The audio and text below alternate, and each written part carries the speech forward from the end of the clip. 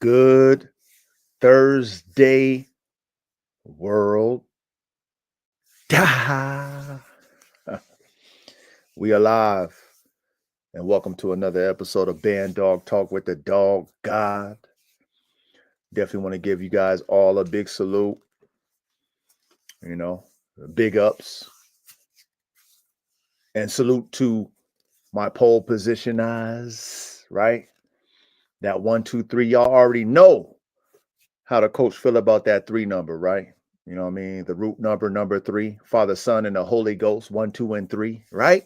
So salute to Young Ready Red with pole position. Salute to my family, Duro. You know what I'm saying? Hey, Duro, man, you damn near my assistant head coach, man. You know what I mean? Duro, you feel me? So big salute to you, Duro. You know what I mean? For that close second. And we got Who's the Master? We got Show Enough. We got Show Enough in the building with that 1, 2, 3. Hey, I know he loved that. No, salute to you, Show Enough, for that pole position. And Corey over there in that close fourth. Coop. Big Coop. Salute to you, young Coop. Much love and respect. We got Hammer in the building. Hammer 1978. Salute to you, Hammer. Who else we got up in the building? Okay. You know, it's early bird, man. But hey, big salute to you guys showing up for the classroom. You know what I mean? For the classroom. This is where all the dogman engineers.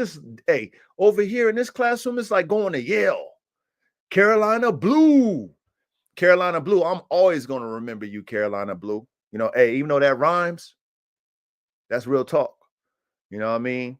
You put me up on game, Carolina Blue, about that boy Chico Lopez hating on AK because AK had all his followers. I think he had like 70,000 followers on IG. No, excuse me, on Facebook. And that's where he goes and does his rants and all that shit. And one of many of AK's posts went viral, but on Facebook, a couple of AK's posts have gone viral. And then, came across Chico Lopez's following.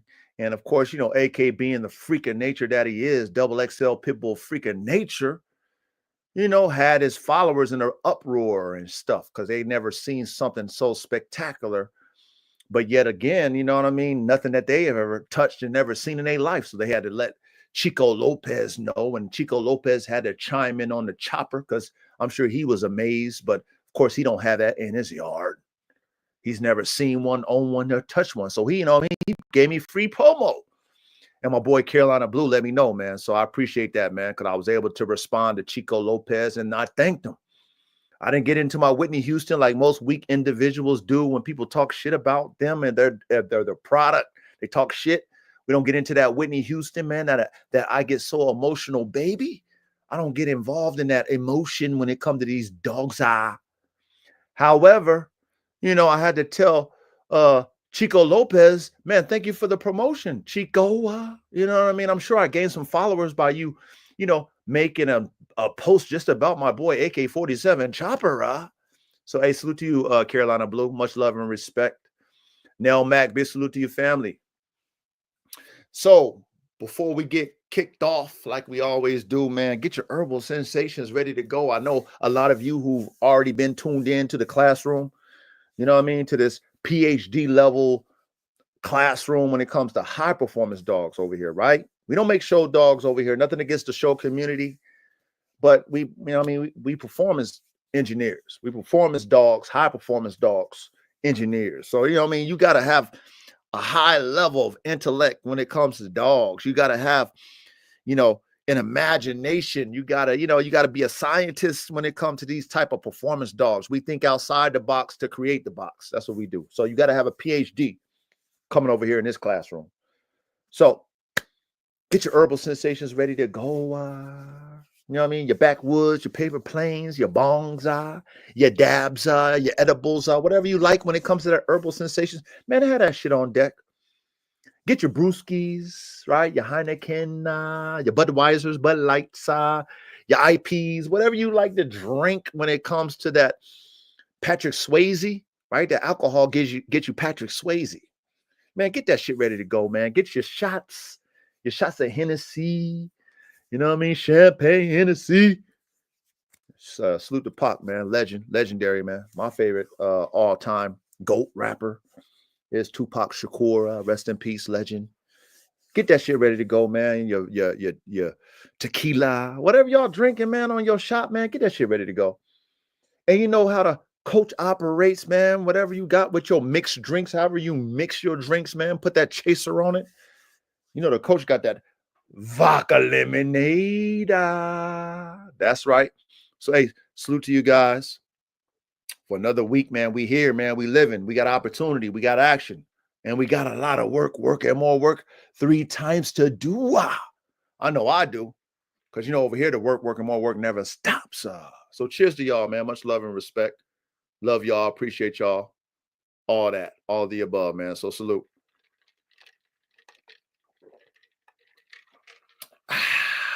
Oh, yeah, man. I need that, man. Oh, I need that. So, like I always do, I always tell y'all about my week, man. Dealing with these dogs. We're going to start it off on a good note first. Okay?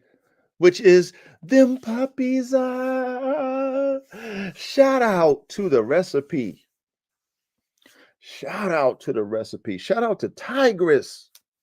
Hall of Fame. She's going into the Hall of Fame. She will not be buried in the Pet Cemetery. Y'all remember that movie? Pet Cemetery? I'm a horror movie fan, right? And I remember seeing Pet Cemetery, the first one. The first one was the best one. Okay, all the other ones is they wasn't, you know, they didn't get me like the first one. But anyway, salute to Tigress, because that bitch, and I've told y'all this story before, but when I bought Tigress, it wasn't even about what she looked like. None of that. It was about her daddy. Okay? It was about her daddy that I saw at a dog show. And at that time, I was on my DNA buying spree, right? My high performance dog type DNA. I was buying all kind of dogs to make dogs, because that's what I do, right? I make dogs. So at that time, I wanted to make a high performance bulldog. So I was buying bulldogs, man. I was buying bulldogs. When I saw her daddy, I was like, ooh, I like the phenotype. I didn't know how that dog performed, but all the dogs to me are pieces to my engineer, formula, right? My dog DNA formula. So anyway, long story short, man, I told y'all, I talked to the breeder, the owner of the dog. I was like, man, that's a dope ass bulldog. I like the way it looked. I was like, hey man, you got any puppies, man? I'm I'm getting into those bulldogs. I want to create my own bulldog and da da da da da. He's like, okay, yeah, man, I'm gonna do a breeding with this. I do this, that, and the third. But I actually got a female off of a pup back deal. And I'll sell you her, because she really not my type, but I'll sell you her. That's his direct daughter. I'm like, man, I don't care. I'll take it. Just off the daddy. I didn't know, sight unseen. I said, how much you want for her? He said $2,500. And anybody who knows the American Bulldog game, that's the height. That's the top of the top of American Bulldog pricing. But he did have a dog that garnered that. The daddy garnered that price because the dad was one of them type of dogs. Shout out to TKO, because that's what made me spend the $2,500. No questions asked. I didn't even see the dog. I'd have said, that's his daughter? You got it? I'll take it. Now, what he told me about Tigress is that one of his partners had a standard type bulldog that was a show winner when it comes to that Schitzen type shit. Okay. But again, I didn't care. I didn't care about the mama. But that's what he told me about Tigress's mom. Tigress's mom died giving birth to her puppies, which is crazy, right? Died because of the individual who owned Tigress's mama. This is what I was told, didn't comprehend that the female had a puppy stuck in her, and then eventually that, she went septic and then she died. That's what I was told. But anyway, Tigress was the only one out of that. I didn't care about the story. I just got Tigress. So I get Tigress, and then I put a deposit on her future sister, Big Bertha. Rest in peace, Big Bertha. Y'all who follow me, y'all know who Big Bertha was. She ain't living no more. But anyway, Tigress to me wasn't my phenotype when she was younger. All right. She just had the DNA. As she matured, as she grew, she started showing me things that the bulldogs that I owned wasn't showing me. She started showing me things that really added to what I wanted to create in my own type bulldog, which is a high performance bulldog. Okay. The activity that she possessed, the bulldog, you know how the pit bull community like to call their dogs bulldogs, right?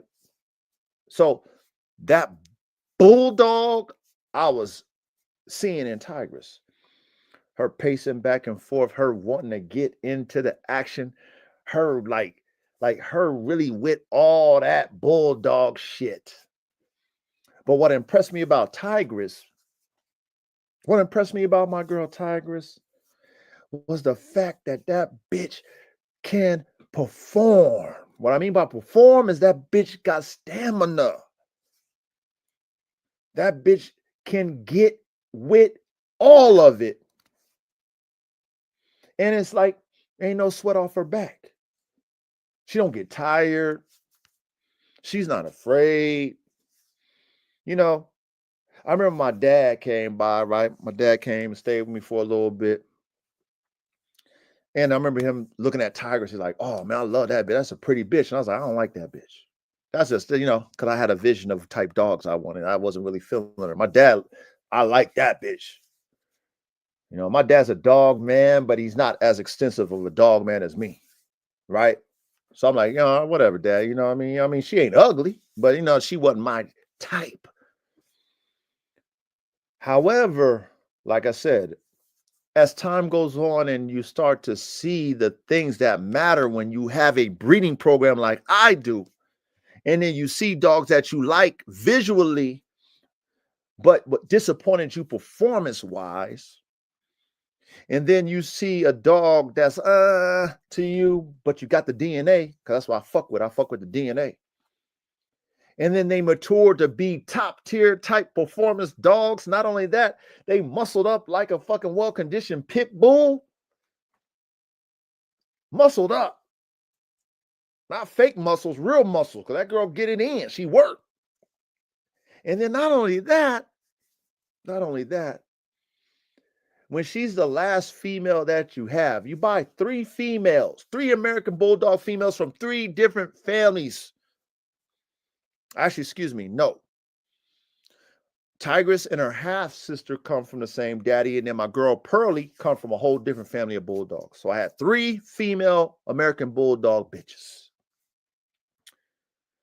And then the one that you least like based off of the phenotype now, y'all, turns out to be the last one living. Not only is she the last one living, but the bitch produces top tier offspring. The bitch produces top tier offspring.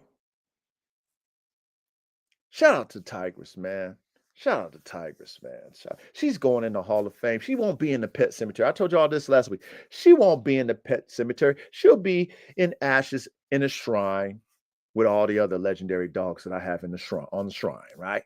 They in the shrine. They'll come with me wherever I move to, whatever. They're in the Hall of Fame. I call it the Dog Hall of Fame, where your spirit goes to the Most High God. Wherever God want to take your spirit, put it in whatever, put it in another dog, whatever that spirit goes to God. And your DNA as flesh goes in my Hall of Fame. That's where Tiger's going, because golly, y'all, I'll be doing a little photo shoot this week. Have my wife help me take the picture of these damn red tiger and Tigress puppies, and Man, oh man.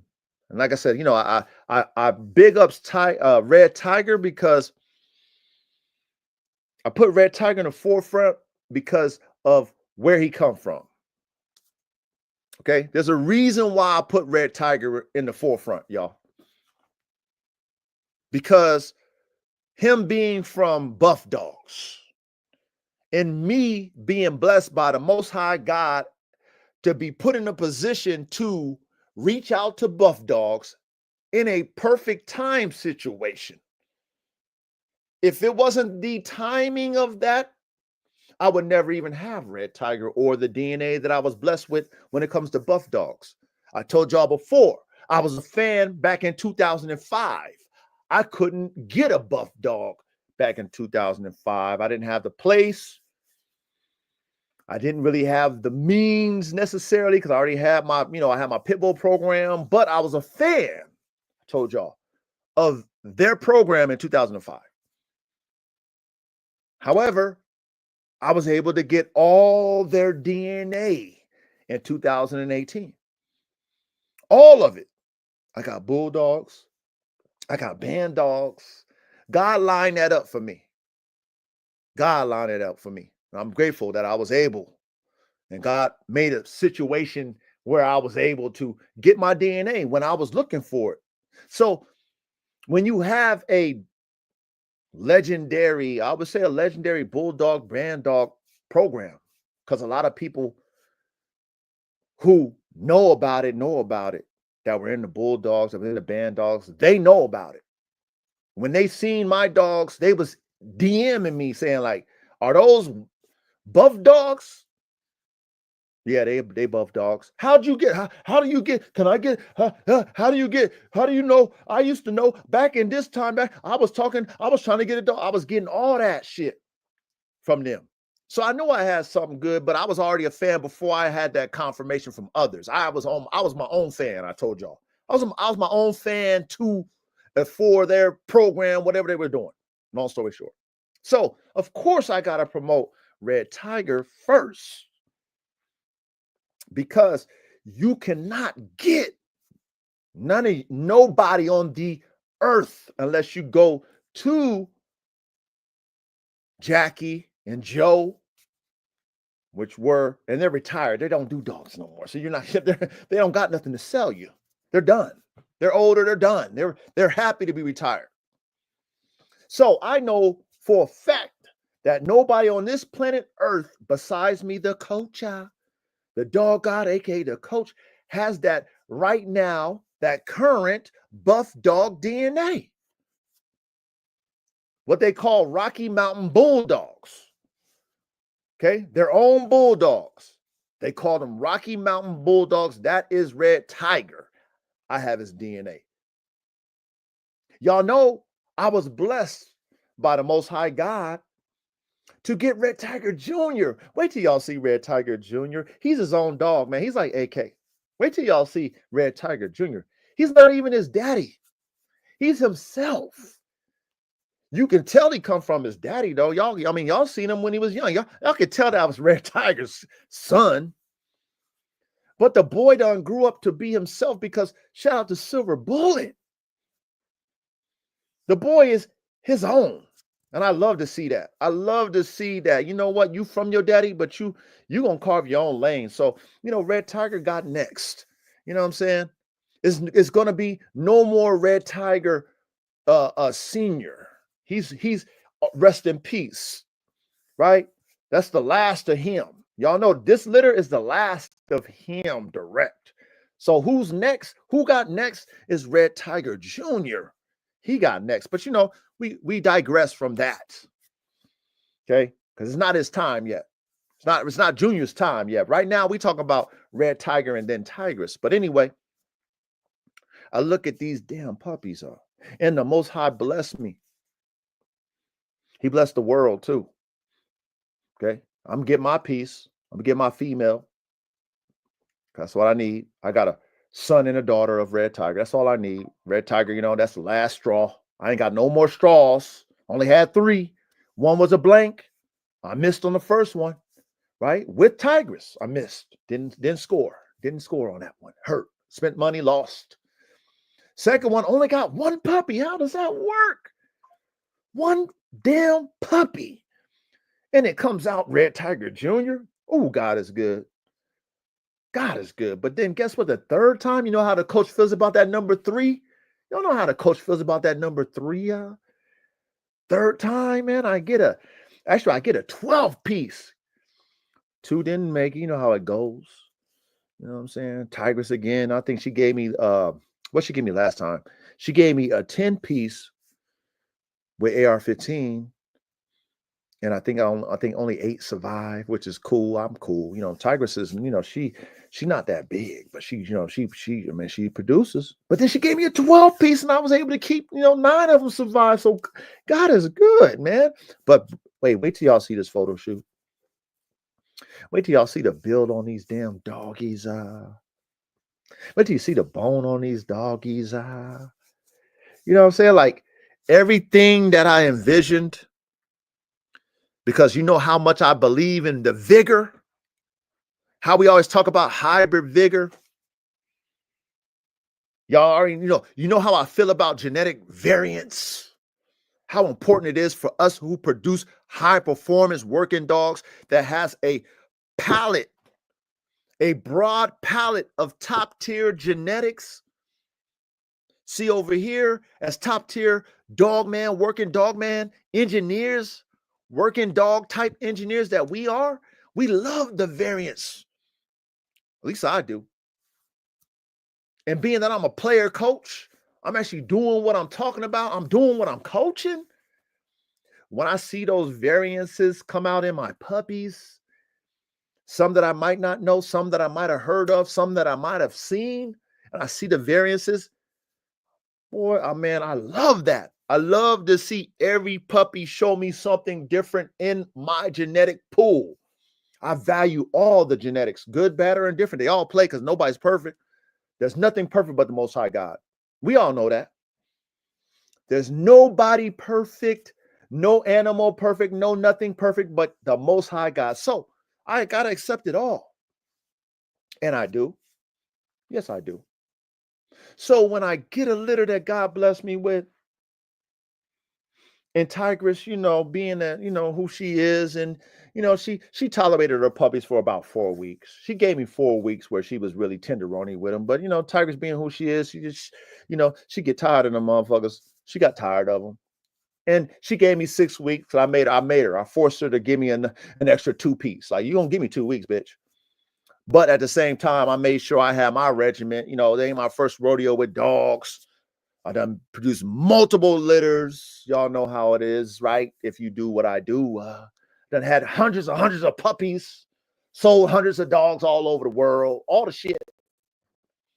So this ain't my first rodeo, so I already knew what to do to make sure that, you know what, I already know how Tigress is. This is my 3rd litter with her. I know how she operates. Let me go ahead and get these puppies winged early, but at the same time, I'll keep them with them so that, you know, keep the puppies with her so that they can still try to feed. 'Cause I know she ain't gonna feed them, but at the same time, you know, anyway, long story short, man, the puppies, man, wait till y'all see these damn puppies. And for those of you who are listening, who've been fiending and begging for 3 years, even before that, but for 3 years when I've been trying to bring Red Tiger back, because that's all I had left of that buff dog, Rocky Mountain Bulldoggy DNA. I got the American Bulldog DNA. I got that on ice. Y'all know I got that. I got the American Bulldog shit on ice. Okay? I got the band dog shit on ice. Matter of fact, I got the band dog DNA on my yard. Shout out to AR-15. Okay, I'm gonna say something about AR-15 too before I close out off this you know, Tigress and Red Tiger litter that I'm bragging about because I can. But man, wait till y'all see these damn dogs, man. And even though I big up Red Tiger because I've been trying to bring him back, and I did already bring him back, but I've been trying to bring him back because I got a lot of people who've been asking me for this type dog, and they can't get this type dog unless they get it from me. They can't. But to see the variance because of Tigress, We got color variances, and the coach don't give a fuck about colors, but I am in the business of sales, right? So I know my consumers get it ooh and awed about color. I mean, damn it, man. I got chocolate brindles. Tigress gave me that shit. I got lilacs. Tigress gave me that shit. I got mocha brindles. Tigress gave me that. I got mocha. I got a mocha male with the brown like a brown mask and brown ears. And that boy's structure is cold. That boy's structure is cold. Headpiece cold, neck cold, shoulders cold. What I mean by cold is when you see it, it's like oh, you get the shivers when you see it, like ooh, like damn, coach, you did that? Yes, I did that. Yeah, the coach did that. Yeah, I did that. I sure did. But not only are they looking amazing, the colors came out amazing. Shout out to Tigress because Tigress. She give you man, Hall of Fame that bitch. Who would have thought? See, and that's why I tell y'all about these dogs. When you think you know which dog is going to produce, you don't know shit until you cook it up. See, player coach is talking now. I'm always talking. I'm always a player coach, right? But I'm just telling y'all. I tell y'all shit by what I'm doing. I'm not just talking about what somebody else is doing, what somebody else did. I'm talking about what the coach is actually doing in the game. EA Sports, I'm in the game. I'm live with this shit every day. Blood, sweat, dog shit. Blood, sweat, and dog shit every day. That's what the coach do. Okay? You're dealing with a professor of this shit. You're dealing with an engineer, top tier shit. Elon Musk of this dog shit. That's me. So when I see this shit in my face, because I really experiment, I really believe in the genetics. I don't just, even though I see a dog a certain type of way, I give every dog a shot to show me something that comes from the DNA, whether they show me what I don't like from visually, phenotypically, genotypically, I know where they came from DNA-wise. So I give them a shot to produce me something, right? So when I see these puppies, and I've already seen previous dogs from Tigress, so she already earned her stripe, but I see what she did with Red Tiger, like with Red Tiger, what she did, bruh. Wait till y'all see these dogs. You know what I'm saying? I know I'm going on a rant, but I'm excited, man. Wait till y'all see these dogs. And then not only that, too, y'all know that drive that I put in my dogs. That super duper ridiculous prey drive. I call that maximum prey drive. I mean, man, you should see these. Man, they be going at it, man. It's like a wrestling match, man. They be going at it, and I love to see it. Because they just sparring, you know what I mean? It ain't serious. It's just in their nature to see them compete. They be competing. And then they ain't afraid. They're not afraid of nothing. They be climbing shit, falling, take that, like that. I'm like, ooh, y'all scrappy. But then it reminds me of Red Tiger, though. Remember I told y'all about Red Tiger not having no on-off switch, right? That was his demise, actually. Him not having an on-off switch, him being triggered by whatever drove his trigger, whatever pulled his trigger, he could not stop, which ended his life because he overheated. What dog do you know at night when it's cool, even though it was summertime, it's still cool at night, y'all, right? At night when it's cool, because I live out here where there's but not lions and tigers, but bears and all the other shit that come out here at night, whatever it might be, but be so driven that you come out the next day and that motherfucker stiff as a damn, he's stiff as a board. And already why, right? Like as a dog man, the dog, right? I've known him for 3 years that I had him. And he's paced trenches in his kennel. Like he paced back and forth, back and forth. If he's driven for something he wanted so bad, he'll pace. That fool overheated when it was cool at night because he wanted something over there so bad, and I knew it when I saw him there. I'm like, bro, I know exactly what you did. So when I see these damn puppies and I see the drive, I'm like, yeah, I see where you got that from. You got that from your daddy. So anyway, I'm excited. I just want to let y'all know I'm excited. about these damn puppies. Whoever gets these, man, you are blessed. You are blessed to get that DNA. You are blessed because I guarantee you this. I'm going to guarantee this shit. I don't guarantee a lot. I guarantee you these dogs are going to perform. I guarantee these dogs are going to be able to breathe. I guarantee these dogs are going to have that wow factor. I guarantee these dogs are going to be muscled up. I guarantee these dogs are going to have maximum prey drive. I guarantee these dogs are going to protect your family. I guarantee that. I guarantee it because I know the DNA I cooked up. I believe in hybrid vigor. I believe in hybrid vigor. I believe that Tigress, who is going to be in my Hall of Fame of dogs, is going to correct what Red Tiger did not have that hindered his life, that ended his life. That performance that Tigress brought to my reality of American Bulldogs, that ability to have stamina and breathe and still be a bulldog, and her own daddy dying from a heat stroke. The only reason why I bought her was because of her daddy, but her daddy would have failed me too, just like her sister, her half sister, failed me just like her daddy. Died the same way, heat stroke. But Tigress, the one I kind of, whatever she ain't, that bitch was running and gunning like my pit bull's eye. Running and gunning that bitch. Breathe so clear. Oh, I love to hear that. That bitch, stamina out, shredded wheat, muscled out. I know she gonna, man. I mean, I already know she done flipped the script. That's what she bring to the table. That's what Tigress bring to the table. So anyway, salute to Tigress. Let me mention something about my boy AR-15. Now y'all know how I feel about AR-15. He has definitely become as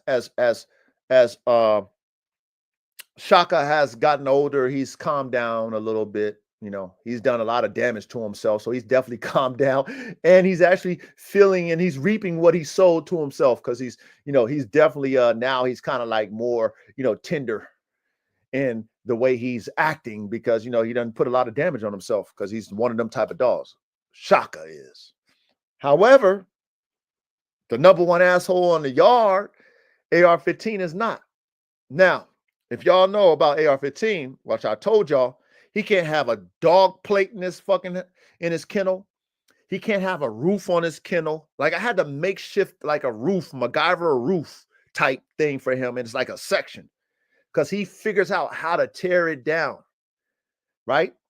He can't have when it comes to his water, I gotta bring when I'm out there feeding him, then I give him his water. Like he'll tear anything in his kennel up. I don't know why he does it, but that's just what he does, right? So it's cold outside, it's raining. He can't have a doghouse. See, they fuck up any doghouse. You got to have a damn cement doghouse. I ain't got that right now. Okay, I got them I done tried every type of doghouse, man. I got different variances of doghouse. Something that's supposed to be dogs can't destroy him. All the shit, man. He destroys everything. He's just smart. He's smart. He's just that type of dog. He's just destructive. He's smart.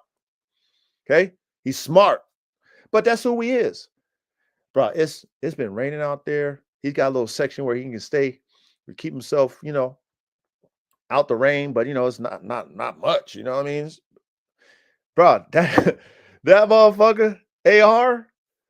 Sometimes I feel sorry for him, like man, but I can't feel sorry for him because every time I give him what he wants, I give him something to, hey, keep him out the rain, give him a special doghouse. He tears everything. He just tears everything up, man. The motherfucker will rip a roof up. He'll rip a roof down. He's just that type of dog. So, bro, that motherfucker AR-15, man. Every time I see him, man, I just shake my head and I smile. I was like, bro, even though you an asshole, bro, you a damn dog. Bro, can't nothing kill AR-15, man. That boy, he just that dog. He remind me of Shaka. He took Shaka's place. When you got them type of dogs that ain't nothing like their spirit, the spirit that's in them is just that type of spirit where it's like, bro, I mean, I'm just really that dog. There ain't nothing stopping me. You know what I'm saying? I survived the elements. You know, like whatever. He couldn't take that nose bite though. Remember I told y'all about that nose bite that he got from Black Hawk? That was the first time I ever heard AR-15 sound like a bitch when Black Hawk got him by the nose between the kennels and he had him on that nose bite. And I heard that boy make that looking. I was like, oh, you a bitch, AR. But other than that, AR-15, that's a real day. That's a real damn dog, AR-15, man. Because they ain't care nothing. That boy's like a weed. He's like a weed, man. And I've already said to myself too, just because how he act, you got these type of dogs that, they just problem dogs. And he's not like is I know why he does what he does, because he's showing out. He's challenging me. He respects me, but he's still challenging me because he's alpha. And he's showing out amongst all the other dogs because it's very competitive on my yard. So I get where the energy comes from. He's not stupid. He knows exactly what he's doing. But I always tell him, like, bro, I give you the world, man. I line you up, give you this, I buy that. You just tear it up. So I just like, whatever happens to you, whatever. But, to see how that boy, handles the elements, heat, cold, man, can't nothing stop that boy AR-15. So shout out to AR-15. Shout out to that boy AR-15, even though he gets on my damn nerves. But anyway, that was my week. It was a solid week, man. Puppy's doing good. Everybody, surviving, making it happen. You know what I mean? Looking forward to showing you guys these puppies. Whoever gets them a piece of this DNA, man, you are blessed. You are blessed. You are blessed, because that's the only time you will get direct Buff Dog's DNA is off this litter right here. And I'm excited about it. So salute to y'all. I'm going to go ahead and drop the link. I'm going to drop the link for those who are qualified, and we're going to cook tonight. So, yeah, man. Yeah, man. The Most High is good, man. I'm grateful for the Most High. I'm grateful to you guys, all you guys showing up for that classroom, and we're going to cook like we always cook, man. We're going to cook. You know what I'm saying? We're going to learn something like we always learning. That's what we're here to do. We're here to learn, man, and talk about these dogs and elevate these dogs. One more thing before I drop this link. You know what I noticed, and maybe they're not, watching me.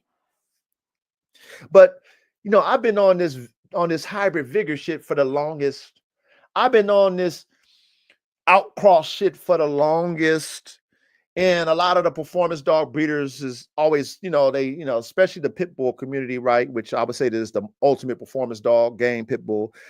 They be on this, inbreeding shit, this pure shit that don't make no damn sense when it comes to performance dogs. But what I've noticed lately is that they talking like the culture. I wonder if they come across some of these classrooms that we be in, and they be listening to the coach and the panel of how we be talking about these performance dogs, not only performance, but high performance dogs.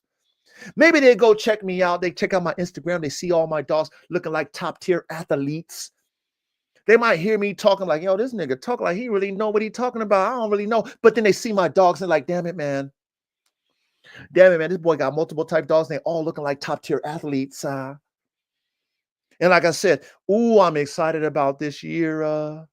Everything, hopefully, God, everything works out well this year. So I can showcase all these productions. It's their turn now. Of course, y'all gonna see AK and things like that. But y'all gonna see what's next. Bro, I mean, I just raised the bar, man. These are all my shit I can brag about. What I cooked up. Wait till y'all see all my shit this year.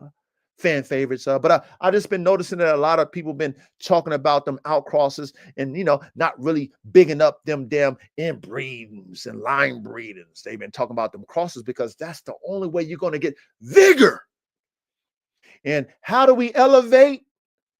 We only elevate our dogs with hybrid vigor. That's how you get AKs. You don't get AKs by inbreeding. You get an AK-47 chopper by hybrid vigor. So salute to those dog men who of the past who, did some research, might have went to my class, maybe went to somebody else's class, maybe, experimented and did some different things with some outcross. And they said, damn it, man, I'm getting better dogs. Man, salute to y'all in the laboratory. But, sometimes I'll be thinking like, they be in our classroom. But anyway, long story short, I'm going to drop this link. And for those who are qualified, come on, man, come on down. Come on down. Come on down. The link is in the chat. I'm going to go use the restroom, but y'all in the chat that's qualified, man, get on up here and, speak what you speak. But I'll wait for y'all to come up who's qualified before I go use the restroom. So salute to you guys, man. We're going to get it in, man. We go in this conversation. We had to do a part 2 about this one. You know what I mean? And I'm, me as the coach, I'm about to sit back because I got an extensive coaching staff. You know what I mean? That really know their thing when it comes to these damn dogs. You feel me? Oh shit, we got students for life up in here, man. Let's come on down, students for life. Come up on stage, man. What's good? Salute, bro. How you doing? Hey man, I can't complain, man. God is good. Just trying to elevate, trying to keep moving, trying to, keep this work going. That's all I'm trying to do. Yes, sir, man. So glad I caught it live. Yes, sir. Yes, sir. Yes, sir, man. Welcome back, brother. No doubt. No doubt. We got Duro. What up, coach? What up? Salute. Man, Young Ready. Duro. What's up, coach? What's going on? What's up, student for life? What's up, Duro? What up, brother? What up? Hey, I'm going to use the restroom. Y'all go do what y'all do. Let me use the restroom. Go ahead. For sure. No doubt, man. What's going on with y'all? Man, just glad I was able to catch y'all live, man. Always trying to make sure I'm in the classroom. Sometimes I don't catch it live and I gotta do my homework, right. But always great to get it while it's fresh, Yes, sir. Yes, sir. We're glad to have you, man. That's a fact. Always, bro. Always, man. For sure. What y'all got going on for this week, man? Anything new going on? Shit. Yo, I was trying to train my dog to do some new tricks, man. What you got in mind? Maybe I can help you through it. I was trying to get her to give me her back paws.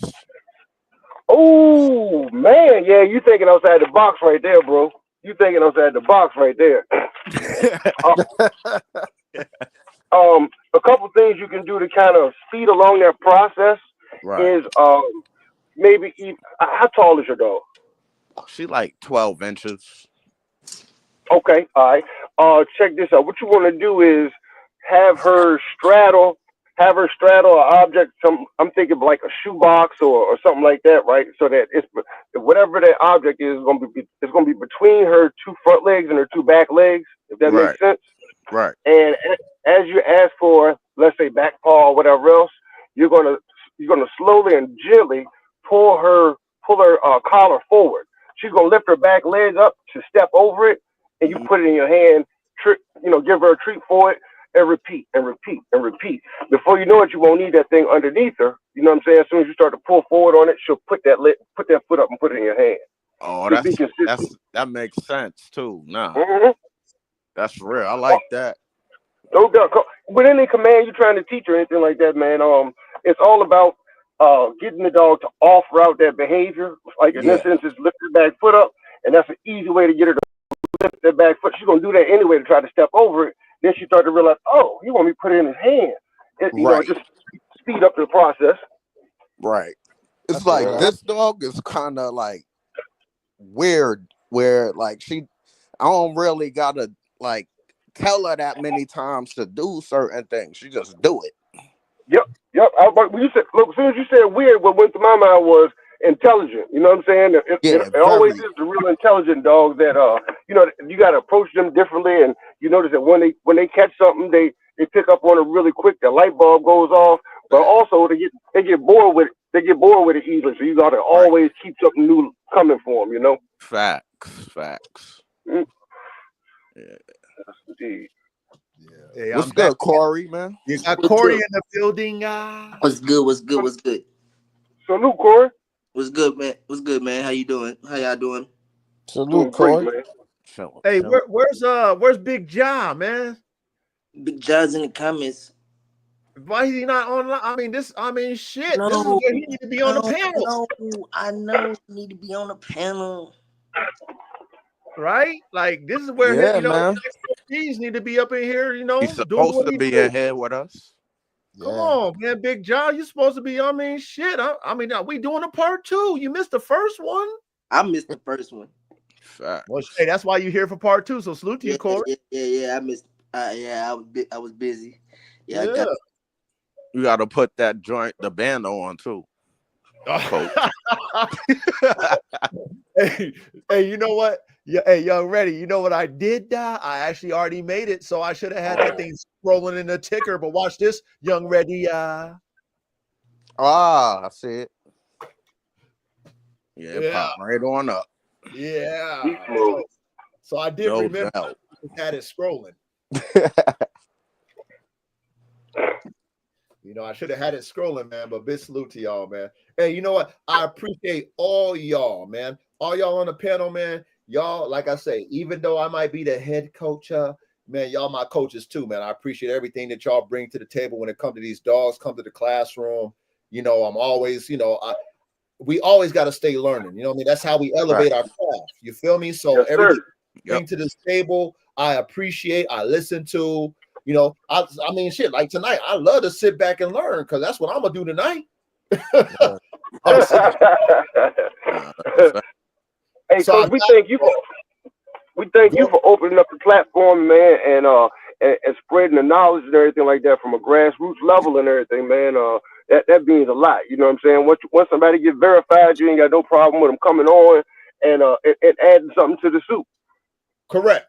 I mean, listen, that's how we, right? That's how we as dogmen who really want to create these top tier level performance dogs. That's how we elevate. It's a collective mind. It's not one mind. It's a collective. You see what I'm saying? Yes, sir. So, hey, Coach, I got one thing to say though, man. Go ahead. You were saying earlier about the pit bull community. You were part of that pit bull community too, bro. Make no mistake about it. You know what I'm saying? I know one night we were talking about it. You know, you are a performance dog man specialist, but at the same time, you know what I mean. You got a deep appreciation for him, man. So I consider you part of the community. I come to you with questions, even though you know that's my breed. You still got something to teach everybody about that. So yeah, man, don't leave yourself out of that. So okay, so let me elaborate on that too. So I respect that.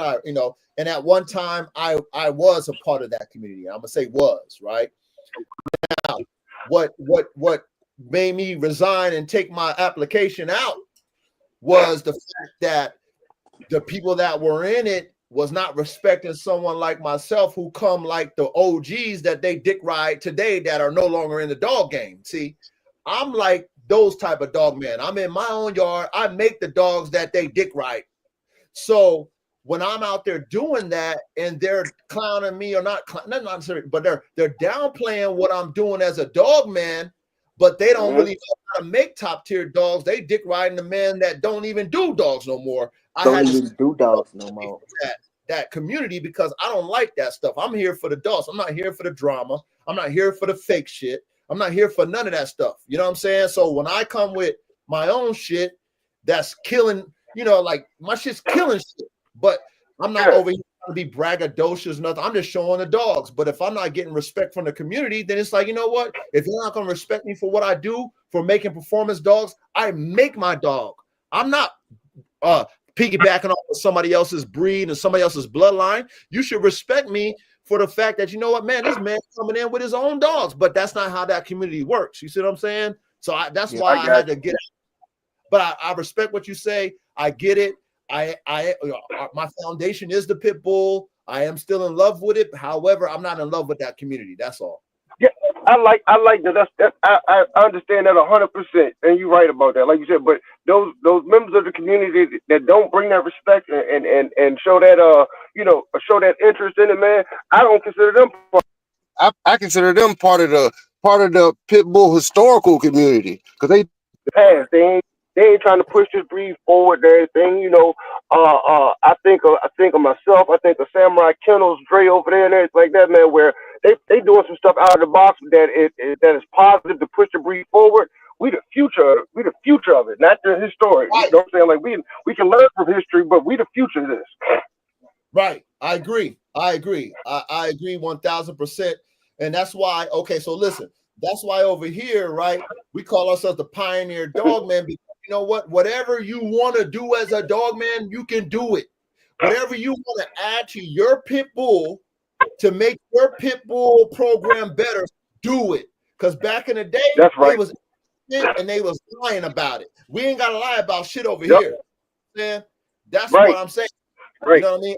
There, they still over that on nostalgia, that old school shit that you can't even do no more. They're not furthering the breed. They're not changing the breed. They're not into none of that. They're talking about shit from fucking way back in the day that they can't even do anymore, which that's their prerogative. That's okay.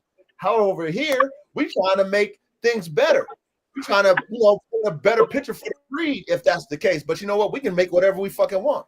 So, That's right. And y'all doing more than trying to. Y'all doing it. You feel what I'm saying? That's why I tune in every week, man. Like I said, I got an extensive amount of knowledge and everything else, man. But like you said, you're doing stuff that has not been done before, has not been done on this level before. And anybody that refused to respect it or at least notice it, then that's a hater, man. It ain't hard to spot a hater. You know what I'm saying? That's a fact. You ain't lying. Right. That's a fact. Nah, so salute to you, man. Salute to you. Salute to the chat. I want to say, Coach, you know what I'm saying? I appreciate, the extended hand that you give us as well. And the love you share, and show, to me as well. It's appreciated. And all the game and everything. You know what I'm saying? You help me out more than you know. You know what I'm saying? So I think we all appreciate you as much as you appreciate us, and that's the brotherhood of this thing. Facts. Yes, sir. That's a fact. Yes, sir. Facts. And that's Like what I said, want. Anybody?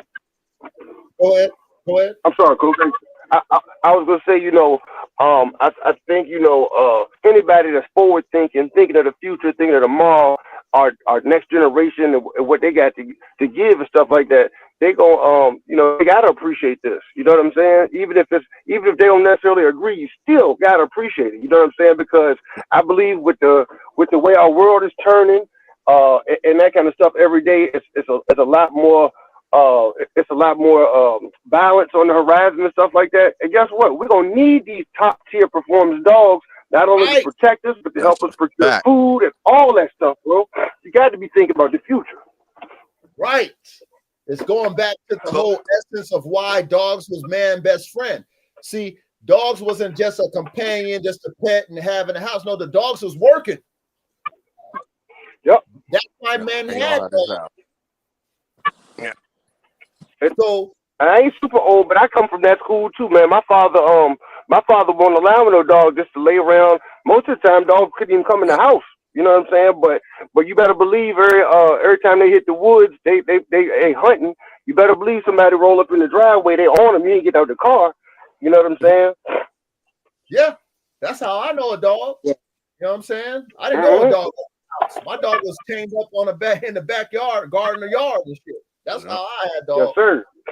Yep. So that's where we're shifting the energy toward that. You know what I mean? Fuck just the designer dog. We're going back to the working dog, but we're gonna bring it up, a whole level from performance dogs to high performance dogs. We definitely put a lot more work in to make a complete dog, which that's what we're gonna do. But at the same time, that's what we're supposed to do.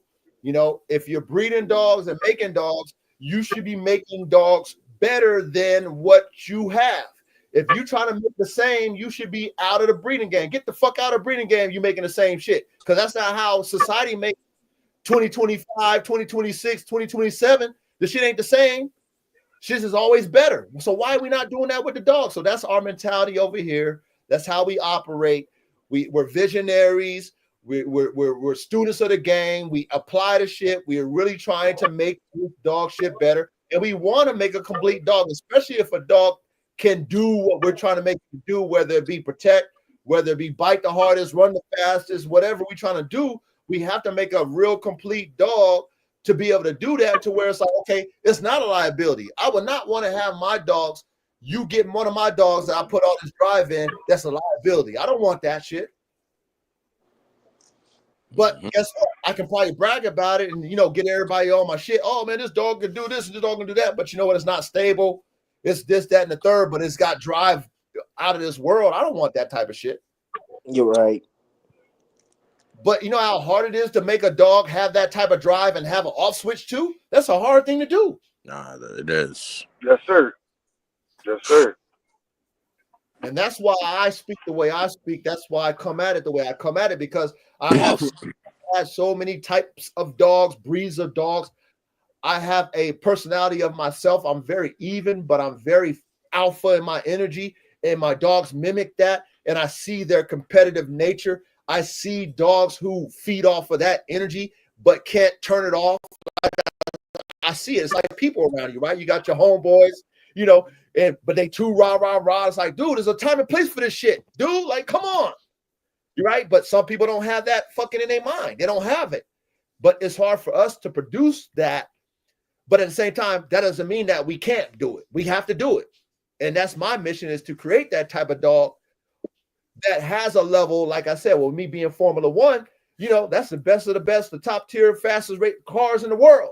They got off switches. They got the thing where the motor fucking. They got computers. Oh shit! Did something blow up? Hey, shut it off. So, yeah, it tells the driver, hey, shut the motor off, man. You know what I mean? Shit about to blow up. Shut it off. Shut it off. Boom. Shut down. Boom. See, that's how we got to make these type of dogs. Like, hey, stop that shit. Dog, stop. That's neither here or there, man. But to y'all, man, let's cook up, man. I'm gonna sit back on the. I'm gonna sit back and learn, because I mean I already know y'all stay cooking. You feel me? So as y'all see on the ticker, right? This is part 2, man. We had a great cook up the last time on part 1. So why do most have variations of his breed type? Okay, Shit, I can't hear you. Yeah, you most cutting out. breed. We getting some feedback. Can you hear me now? Yeah, now I can. Yeah. Yeah. Okay. Okay. Cool. Okay. So listen. Why do most dog breeds have multiple variations of its breed type? Okay. I'm gonna say it again.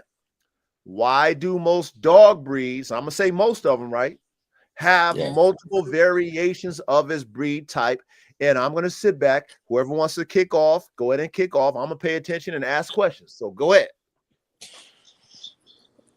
I'm gonna keep it a bean. The reason why I think, you know, it got so many variations is, number one, you gotta be able to get every like what you get from the pit bull, what you get from the American bulldog is two different structures and two different things, right? Right. And what you might get from the Staffordshire bull terrier and the American Staffordshire terrier is two different things, right? Where you won't get the colors from a pit bull that you would get from an Amstaff, and you won't get the coat that you'll get from an Amstaff with a pit bull. But you might get more chest from the Amstaff, and you might get more height from the pit bull, right? Mm-hmm. And you might get more structure from the American Bulldog all the way around, and you might get that big body, those big muscle legs that they carry, you know, that big back, that bigger dog, that bigger head, bigger jawline, whatever you're looking for. But you can't just get one thing from one dog. So you need that, depending on how you breeding and what you're doing and how you're coming, you need those things. You know what I'm saying?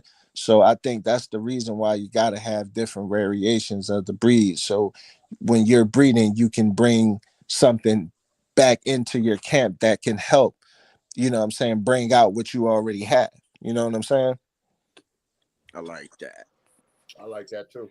And another thing is with those variations also, they all play a different role to the job that those dogs are gonna that those dogs variations require.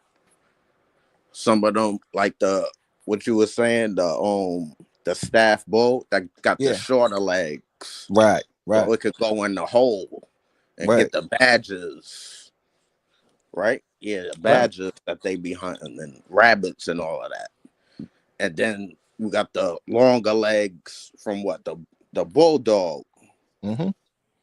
Or the pit bull. or the pit. Yeah, the But you pit might bull. get more muscle legs. You might get more muscular legs from the American Extra Bulldog. bone. Yeah, the Right. bone. Right. Extra dome. Right. Right. Various colors that those other, yeah, it's gonna bring that brindle in. Mm-hmm. That's that brindle's gonna come in on the American Bulldog. Mm-hmm. Then you gonna get what the Bull Terrier. Mm-hmm. That's giving that angular muzzle. That Yeah. Mm-hmm. and what's that supposed to do? When it's biting down on the dog, its nose, its nostril is not plugged up against the cheek, so it can't Mm-hmm. breathe. It's pointed down. It's Right. pointed down, Right. so it can grab and hold on and tear and do what it got to do Yeah. while it's So you waiting don't for get a it. whole bunch of that. Right. Yeah. Wow. Mm-hmm. Okay. Mm-hmm. Yeah, they all got a Pacific role. They all got a Pacific role. And then you gotta understand, we can't forget, you know what I'm saying, what the dog individually brings. So we can't forget, you know what I'm saying, the temperament, you know what I'm saying, the loyal, you know what I'm saying, the eager to please type of thing that, you know what I'm saying, the American Pit Bull Terrier brings. You know what I'm saying? And we can't forget, you know, that stiff, that glossy, beautiful coat that the Amstaff give. You know what I'm saying? Those cheekbones, that head. Where the pit bull got the more of the square head, you know what Right. I'm saying? But you gotta understand the different things that, you know, the American Bulldog might have that round head. You know what I'm saying? So Yeah. the different things that they bring out, that's important too, depending on how you cooking. Now, you know, none of us are talking about breeding for show, so we're not really so much like breeding like they do with the am staffs, like just for, you know, the coats and, you know, and the temperament and stuff like that. I mean, yeah, that is it, but We keeping it's the disqualifications, basically. absolutely that's what I was getting at. Yep. Go ahead. You could keep going, Dora. Oh, I thought you was about to go, brother. That's why I shut up, because I thought you was about to say something else. But yeah, so I wanted to talk about that, as far as you know, as far as the American bulldogs and pit bull terriers and amstaffs and so on in that kind of category. Now, you guys know more so about the Doberman and the different variations of the Doberman, right? And what they do and what their, you know, what their purpose is, right? Basically, yeah. All right, so tell me that. So like I just found out about another variant. This Uh-huh. Donovan Pinscher. Mm-hmm. And I think this they trying to make it like it's like a pit bull bullish type. Mm-hmm. That's a guard dog. But I just think they just adding up making up dogs now. Right. Because Right. we already basically got the mixtures and the variants of these breeds that do the jobs already. You know what I'm saying? Like Mm-hmm. it shouldn't. Everything else is play now. So Right. so so basically what you're saying is should just go in like trial and error. Just Yeah, basically it's trial and error. yeah, trial and error.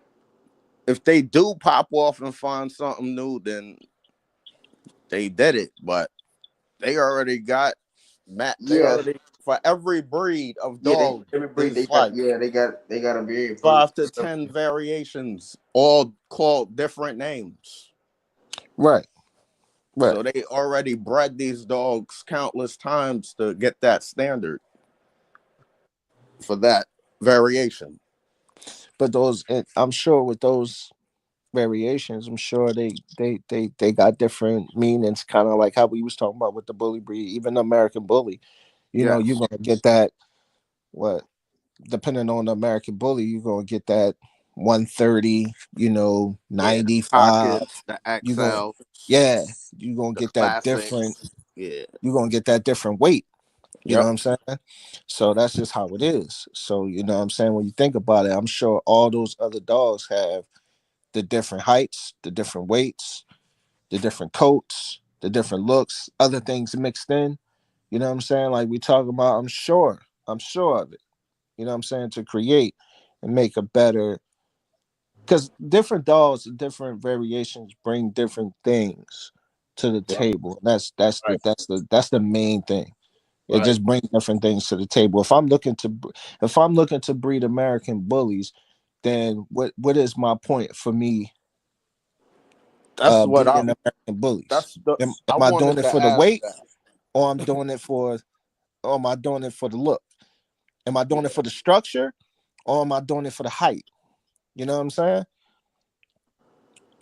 It's Because multiple facets, the pit bull, you're gonna get what, 17, 21 inches off the pit bull. You basically. understand what I'm saying? And you know what I'm saying, with the am staffs, you're gonna get what, between 17, 18, 19 inches, not really too tall, right? And Yeah, you know yeah, what I'm yeah. saying, with the Staffordshire Terrier bull, with the Stafford Bull Terrier, you're gonna get what? That's a lower dog. So what's that? Yeah, About yeah. 14, 15. So you're 14, gonna get, yeah. 13, 13, So 14. Yeah. it depends on what you're looking to get. What, you know what I'm saying? What are you breeding for? And that's where you bring your variations in, and you're like, okay, this is what I'm doing. So what we doing? We breeding for height, we breeding for weight, we breed for look, we breed for temperament. What are we doing when we looking at these variations? Because we can bring this shit together and do it, you know, we could do it this way. You know what I mean? We could do it that way.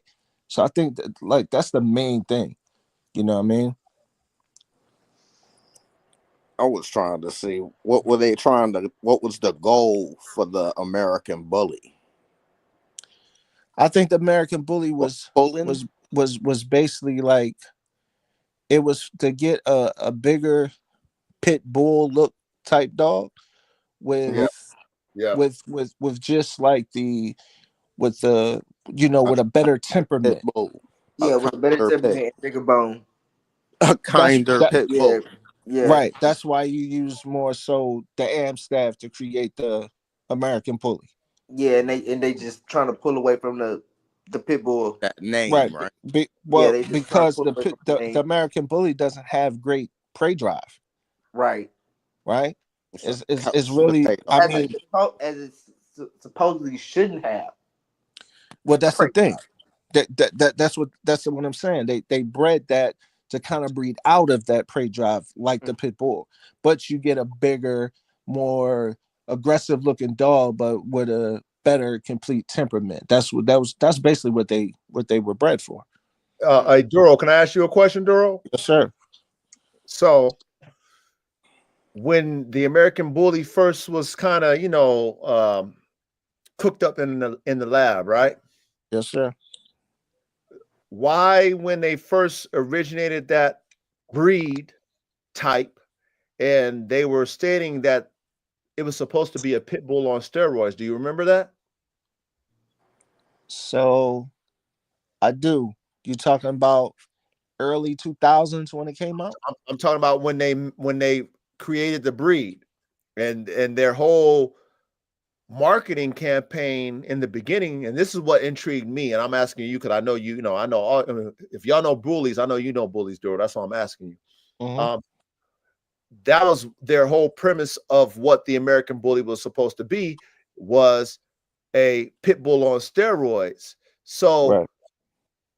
if that was the foundation of what that breed was supposed to be, the American Bully, and the founders were supposed to be pushing that, which in the beginning, that's kind of what they look like. Hmm. Mm-hmm. Why is it something totally different today? You know what I mean? Like from what I'm asking you, Duro, is that from the origination of the breed, why has it changed from the total? It's like the flip of the other side of the coin now, from because the breed today is not a pit bull on steroids. Nah. Yeah, the breed today went to, especially what we talking about, like XLs, like that went to like more of a mastiff type dog. Yeah, that went towards like a one master type dog. Couch potato type. So like but that's the thing, and that's what I think about when we talk about a lot of these dog breeds. I'm gonna get back to you, Coach, but I think that when we talk about a lot of these dog breeds, I think that's what happens down the line so many times when we talk about, oh, this dog was this back then, or this The dog was like this variation. back then, right? But it Variation. changes because other people put other things in there Right. to, you know what I'm saying, Make the to dog better. right.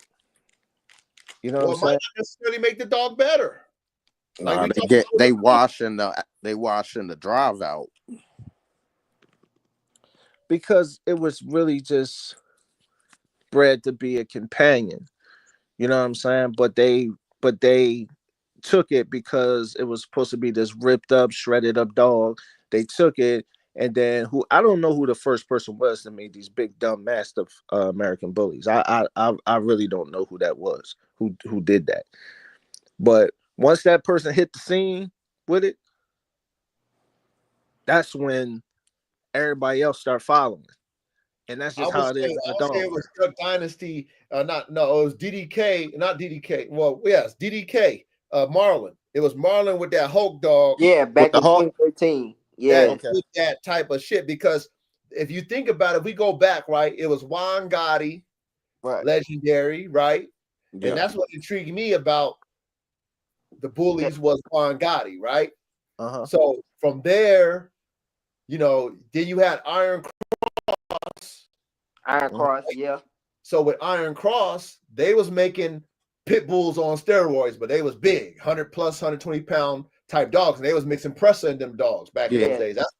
That's before we knew they was mixing, right? Because they was lying and shit, like they was.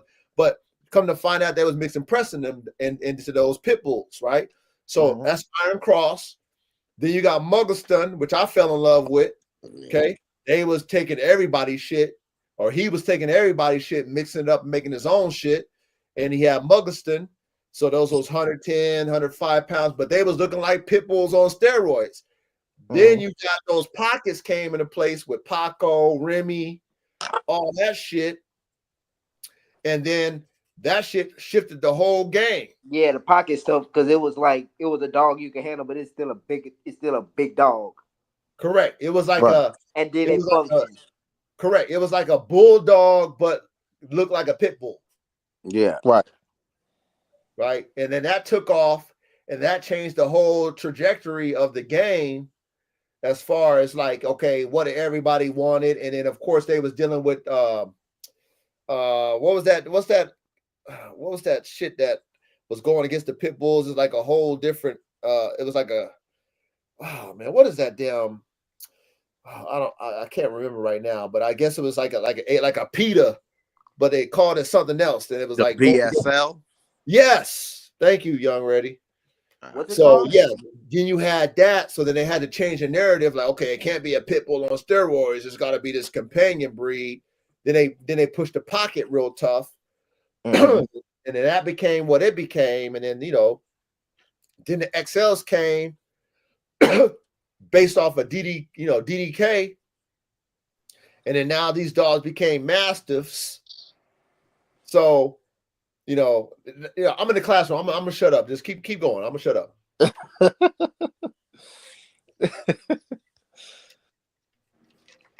Nah, so that's the thing. So it became massive, and I feel like everybody else just kind of then started to follow The once they master, seen right? Hawk come up. Yeah, everybody. Yeah, now everybody's starting to follow the master wave now. Like, Exactly. So we yeah, got away from like the Razor Edge, Dave Wilson, I guess, and all these other guys that kind of did it. I guess we kind of got away from that. Well, And let me add it to that what you said when you mentioned Dave Wilson, right? yeah, So back in the days, early bird, when I was, '05, when I was really into the pit bull shit, and then I was kind of like I was buying into the bully game, and there was Terrell Quincy, there was Bobby Dean, and there was all mhm, them type of guys, and then Dave Wilson. yeah, And when they was, pioneering the breed, there was Cruz and all them cats, early bird, you know what I mean? There was Richard Barajas and all them cats. Eddie from Blue Line. So in those days, I was for what they was pushing because they was wanting to function, they was wanting to muscle, they was wanting the pit bull on steroids. I understood the different categories from the pockets, but they were still trying to have them like pit bulls on steroids. But see, Dave Wilson, when he became, ABKC, what I didn't really respect at the end of it, which is why I'm not doing bullies no more, is the fact that Dave Wilson, who is the founder of the breed, he changed the narrative based off of what people was doing with the breed that was making the most money. And to me, that just ruined the American bully from where I was a fan of it, or where it got its big buzz and its big takeoff. You know what I'm saying? From the Juan Gottis and all of them, right? From the remember True Tank? Yep. Yeah. Okay. Those dogs still had drive, but they was more of the standard / pocket type dogs. You know what I'm saying? So when it got away from that, and then it got to where, okay, Dax came in. Dax, yep. And we already know my man cheated over there, but it is what it is. That's but that his dog Dax, dreams, and all right? He takes Dax's dad. I think it was Dax's dad was Black Ace. Yeah. Right? I don't know if y'all remember Black Ace. Black Ace was a fucking Juan Gotti type dog. I don't know if you remember that back in the day. That was a big dog, Black Ace. Yeah. How you gonna get that little ass dog off of Black Ace if you didn't fucking take a damn bulldog to it? Come on, man. See, that's the thing. That's a lot. That's what a lot of people in the bully community was talking about when they was talking about pedigrees, and they said, "Well, how the hell the Dax line get you this XL?" Right. Yeah. Or how does that little ass dog Dax come out of Black Ace? Ain't no way. It's crazy, man. No way. But listen, we naive, right? I'm naive to what they're doing because I'm believing what they telling us. Right. I'm just inspired about what they doing with the dogs because I've never seen shit like that. And then now they create this damn, this little ass dog named Dax, and whatever, it takes off for whatever reason it takes off. But then they lied to us about how Dax was made, and then now us is trying to figure it out how to breed. You fall in line like, okay, well, I can't sell my big dogs no more because, now they got a variance of this American bully that come off this damn XL dog that's named Dax. Like, what the fuck? Yeah. These are these variations that we're talking about now, and it goes back to what you were saying, Young Reddy, about that Doberman. Now there's another Doberman. It's another variant. But then motherfuckers is pushing pure breed. This ain't no pure nothing. Nothing's a purebred. Yeah, nothing at all. Uh-oh. We about to get some people in here talking about hold on. I mean, we in the classroom, man. We engineers. We talking that real shit. We doing the mathematics. You can't fool us no more with that bullshit no more. Yeah. But I digress. I'm gonna sit back down.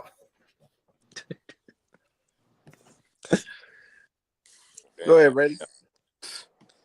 Word that. So we never talked about the regular Doberman. Okay, go ahead. It got the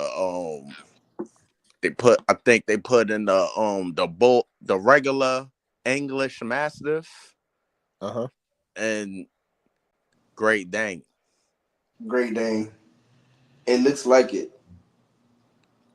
That joint's big. They did a what? A Great Dane and what kind of Mastiff? English Mastiff. English Mastiff.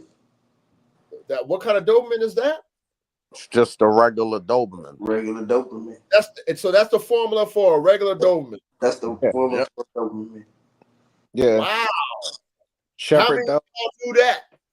Hey, chat. How many of y'all knew that that a regular Doberman, because there's so many variants to the Doberman, was an English Mastiff and a Great Dane? And a Great Dane. Yep. Wow. So that's where the temperament comes in. Wow. That English Mastiff. And the other Doberman, because remember it got two N's.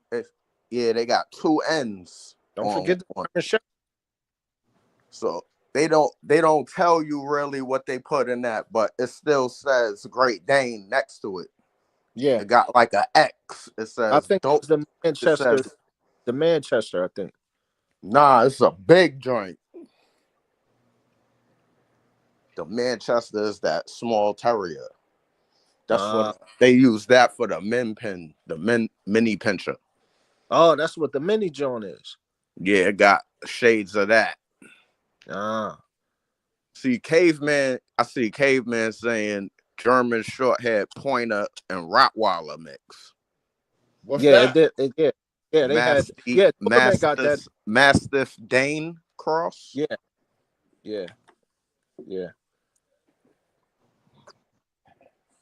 What I mean, what's that? Is that a Doberman? Oh no, that Yeah, with the German short hair. I've seen the German short hair pointer. A Master Dane? Master Dane. That's what they use for the normal Doberman that I said with the English Mastiff and the Great Dane for the regular Doberman. So did those come out 10 points as well? Got 10 points out of that cross or I think them shits is just straight black. Okay. Straight black joints. That's the original sauce. Yeah. Okay. But now, the Doberman pincher, that's what Caveman is saying. That's for the Doberman pincher, what he's talking about. I don't know about the German. I don't know about that dog. I know the about German pincher. It's they use that for the Doberman pincher. Buceron. Caveman, I dropped the link. Caveman, come up on the panel. Caveman. Word. I can't pronounce that word. What is that? That W word? Buceron. No, I can say that. That's not how you spell it, though.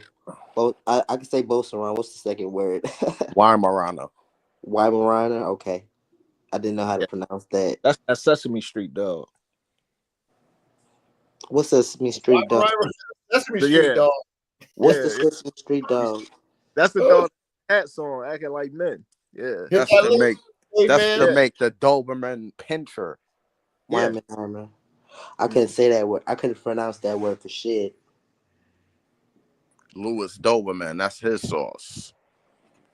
And what's his sauce? The joint Dylan talking about. Yeah, he says for the pincher. Yeah. He says that makes the original Doberman. Okay. So the sauce you talking about is the Doberman, not the Doberman pincher. Yeah, the Doberman I'm talking about the Doberman. Oh man. Come on, Caveman. Welcome to the panel, Caveman. What's up, guys? What's up with it? What's up, man? Educators, Caveman. Check this out.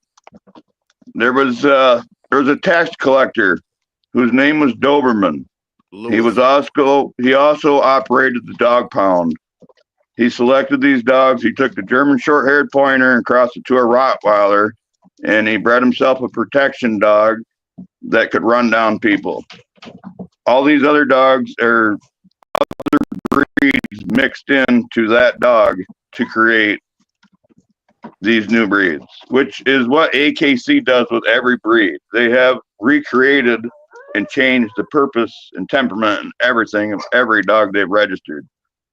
If you ever get a breed established, you do not want AKC acceptance. They will destroy your breed. Wow. Guaranteed. And I'm not saying there's no good AKC dogs, because there are good ethical dogmen that have AKC dogs. But the organization is shit. Damn. Well, why do you think that they do it? What's the purpose behind it? Do they do it for working? They've done this with every aspect of our life. Us and our pets are now dependents on them. The dogs are no longer man's best friend. Now the dog is born with health problems. Facts. So it costs you $10,000 to keep this fucking dog alive. You know what I mean? And these dogs, these worthless dogs who are dependents, they end up in the dog pound, which supports them. supports the ASPCA and the Veterinary Association and Big Pharma. And that's So why it's they all push. money. It's a money play. Fucking that- right. Everything Yeah. about our life is totally backwards and corrupted to make us subject to their system. Ooh, that's Mhm. man. Wow. That's deep. Wow. And That is deep. And that's a fact, though. What you're saying is a fact because just think about it. Think about what a doctor says, right? When you go to the doctor, they practice medicine, right? So with the vets, you go to a vet, the vet don't even know shit. You go to the vet, hey, my dog going through this. Well, I think it's that. They prescribe you some shit. It don't work. You go back to the vet. So it's a whole money play all the way around. Yeah, you know that doctors and veterinarians are not taught nutrition. They're taught medicine. Say that again, caveman. I'm sorry, I didn't hear you. Doctors and veterinarians are not taught nutrition. They are taught medicine. They are ignorant to nutritional needs and like natural remedies and natural ways. They don't know nothing about it. So they just drug dealers. Okay. Big Pharma pays for their education. Big Pharma writes their textbooks. mhm. Same with the vets. This is the same reason they get everybody to fix their dog. Oh, That costs money. Then it shuts down the hormones of your dog, causes bone loss, causes weight gain, causes diabetes, and all these other fucking problems. Not to mention the poisonous food caused all these problems. So now you're giving them more money. Yep. oh. Yeah, because then they're going to push prescription diet on you. Sure. Oh. Damn, man. And yeah, man. And I've been to court. Over doing things God's way. Literally, I've been through a felony fucking trial over it. So almost like some Dr. Sebi, you know how I don't know if you know about Dr. Sebi caveman, or maybe I said his name wrong, but he was doing like natural herbs as far as medicine, and they did him the same way. Yeah. That's horrible, man. Yeah, man, they made up lies. They made up lies, come here and took all my shit, took me off to jail and tried to send me to prison. And I beat it with a court-appointed attorney just by the simple fact that I did a jury trial and the jury could see past all their bullshit. And they had to show pictures of my dogs, which looked, they were ready for this fucking showroom, and they couldn't find anything wrong with them at the vet, at the ASPCA. And their vet had to get on the stand and say that. Wow, man. Man, salute to you, caveman, for standing up to that fucking ass. Fucking right. Man, big salute to you, man. Hey, first and foremost, caveman, welcome to the panel. We appreciate you coming in and participating in the chat. You know what I mean? I mean, you saw me put your chat up in onto the screen, whatever, man. But I appreciate your information and stuff like that. I mean, anything that you could bring to the panel, bring to the chat, bring to the other dog men who might be listening, man. I mean, shit, we all ears, man. This is the classroom. Anything that you can add to what we're talking about, you know what I mean? We would love to hear it. You feel me? Yeah, man. I've been raised with dogs.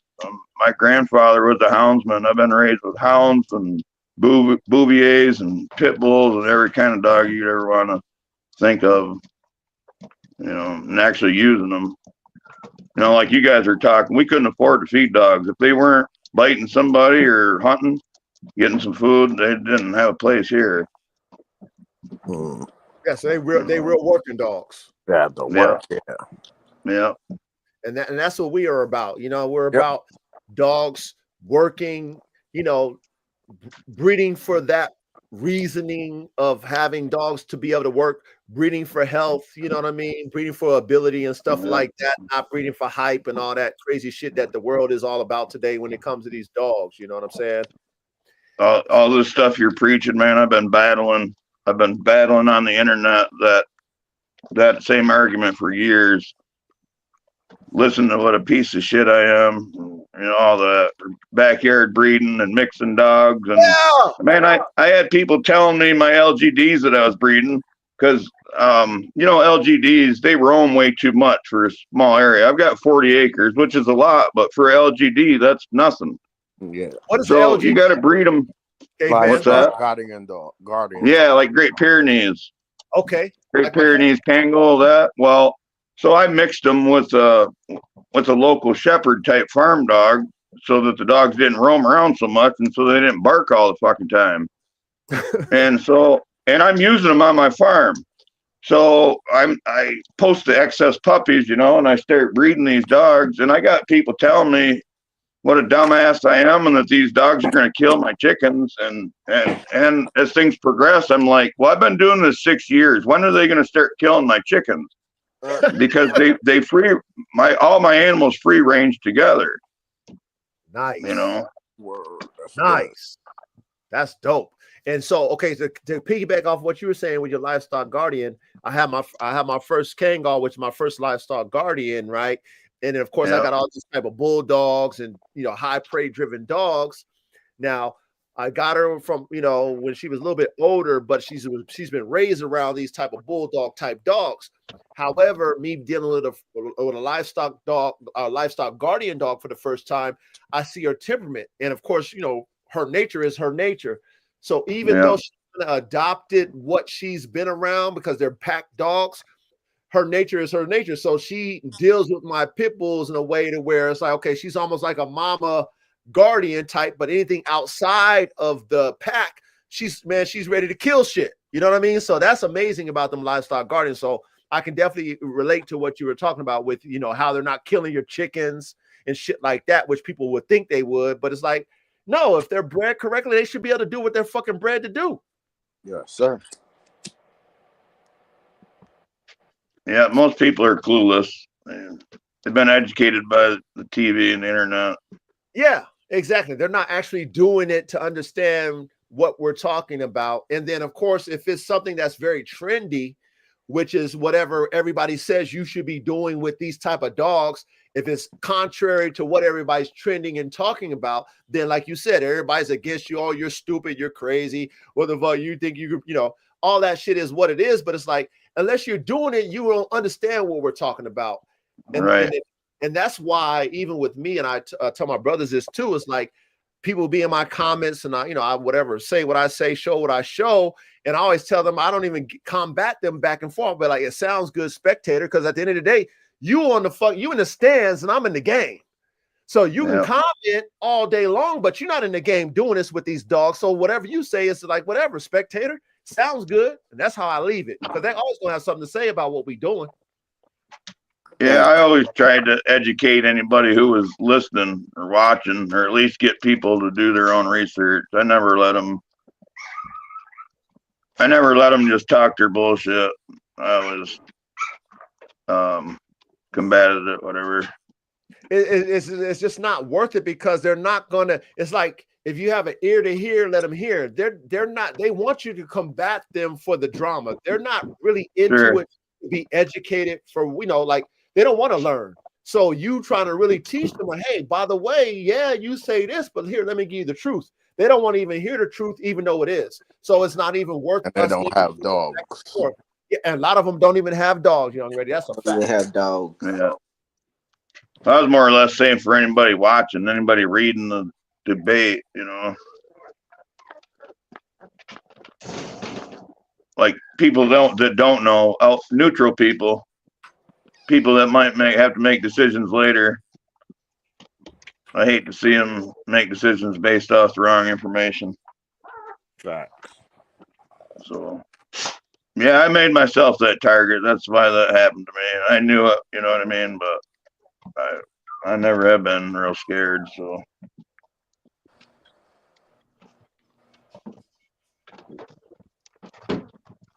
but you gotta have some kind of mission.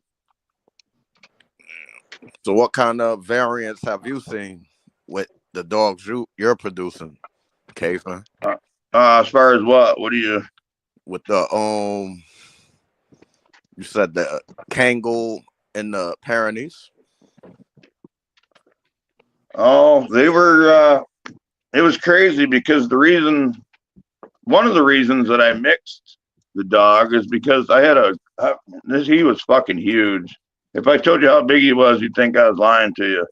Tell us. He was a Pyrenees Kangal mix, and I actually never measured him, but he was 32 inches at the withers, and the guy that I let use for a stud said he was probably 160 pounds. Damn.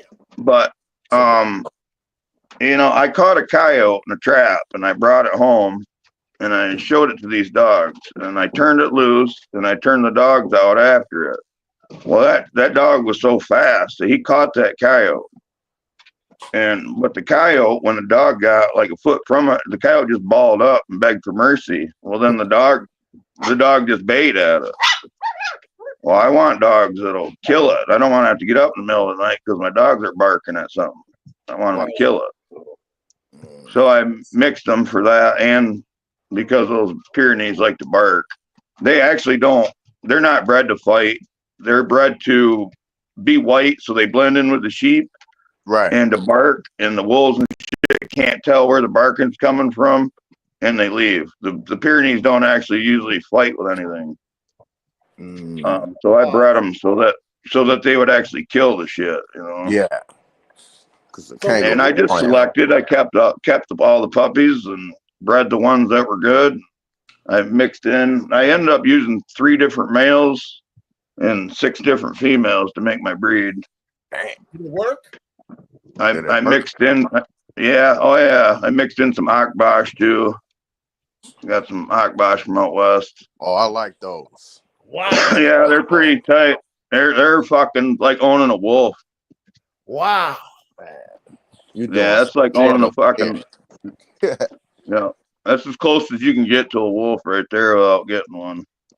Those fuckers they're serious dogs, and you better like you don't want to like have a litter of those dogs and leave them in a kennel out back for 6 months and go out there and try to handle them dogs. They feral after that. Oh man, they're them LGDs are like coyotes and wolves. They're what you call neophobic. They're afraid of anything new. Right.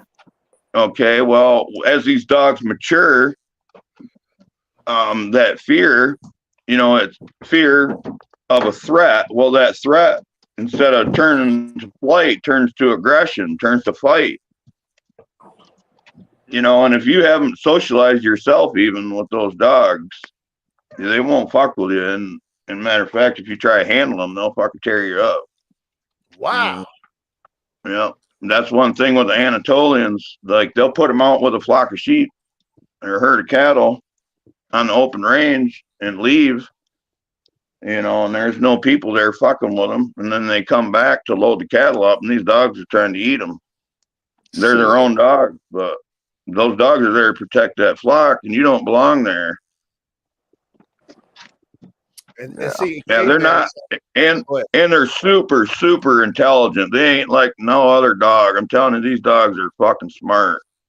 I mean, they were bred to function without people to tell them what decisions to make, and the decisions they make and distinctions they have to make is fucking crazy. And they do it just by nature, not being taught, just by nature. Right. And so what you saying, caveman, is what I've experienced with my Kangal.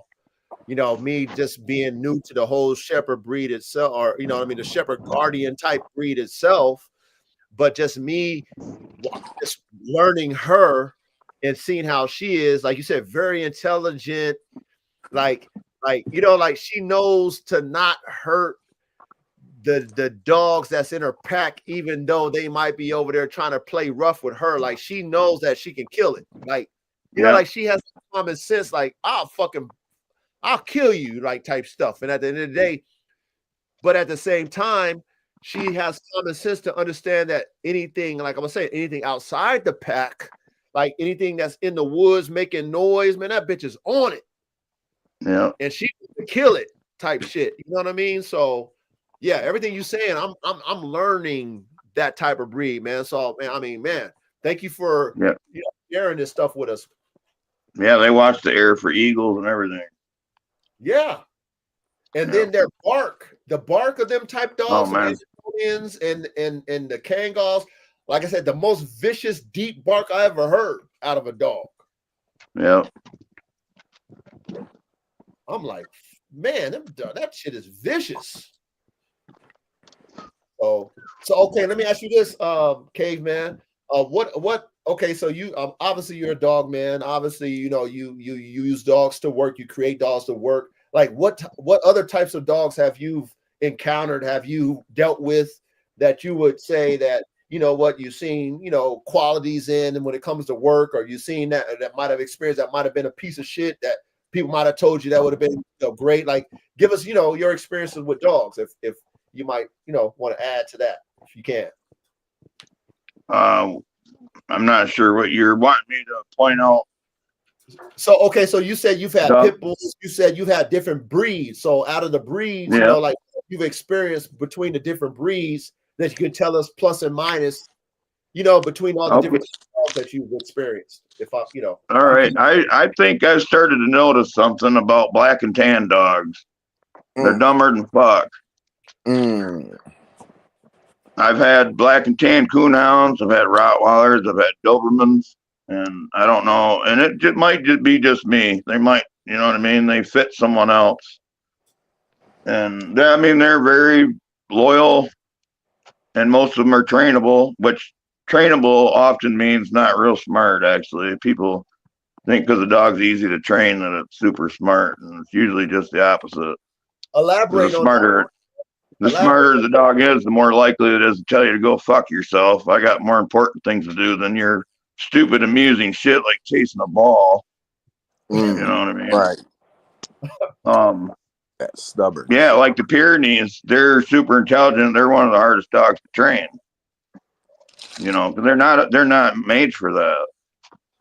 So they're very independent. Even think about it with people.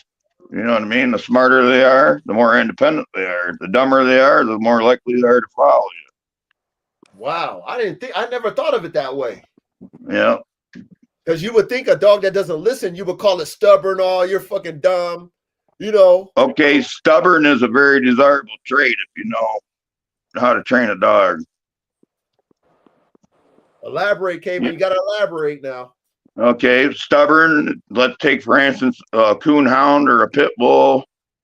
A coonhound, he has to go search for an animal. And along the way, he's going to encounter adversities. You know what I mean? That's going to deter that scent from him able to process it every step of the way. Like that dog's got to be bullheaded enough to just keep going, chasing that track until he finds it. Right.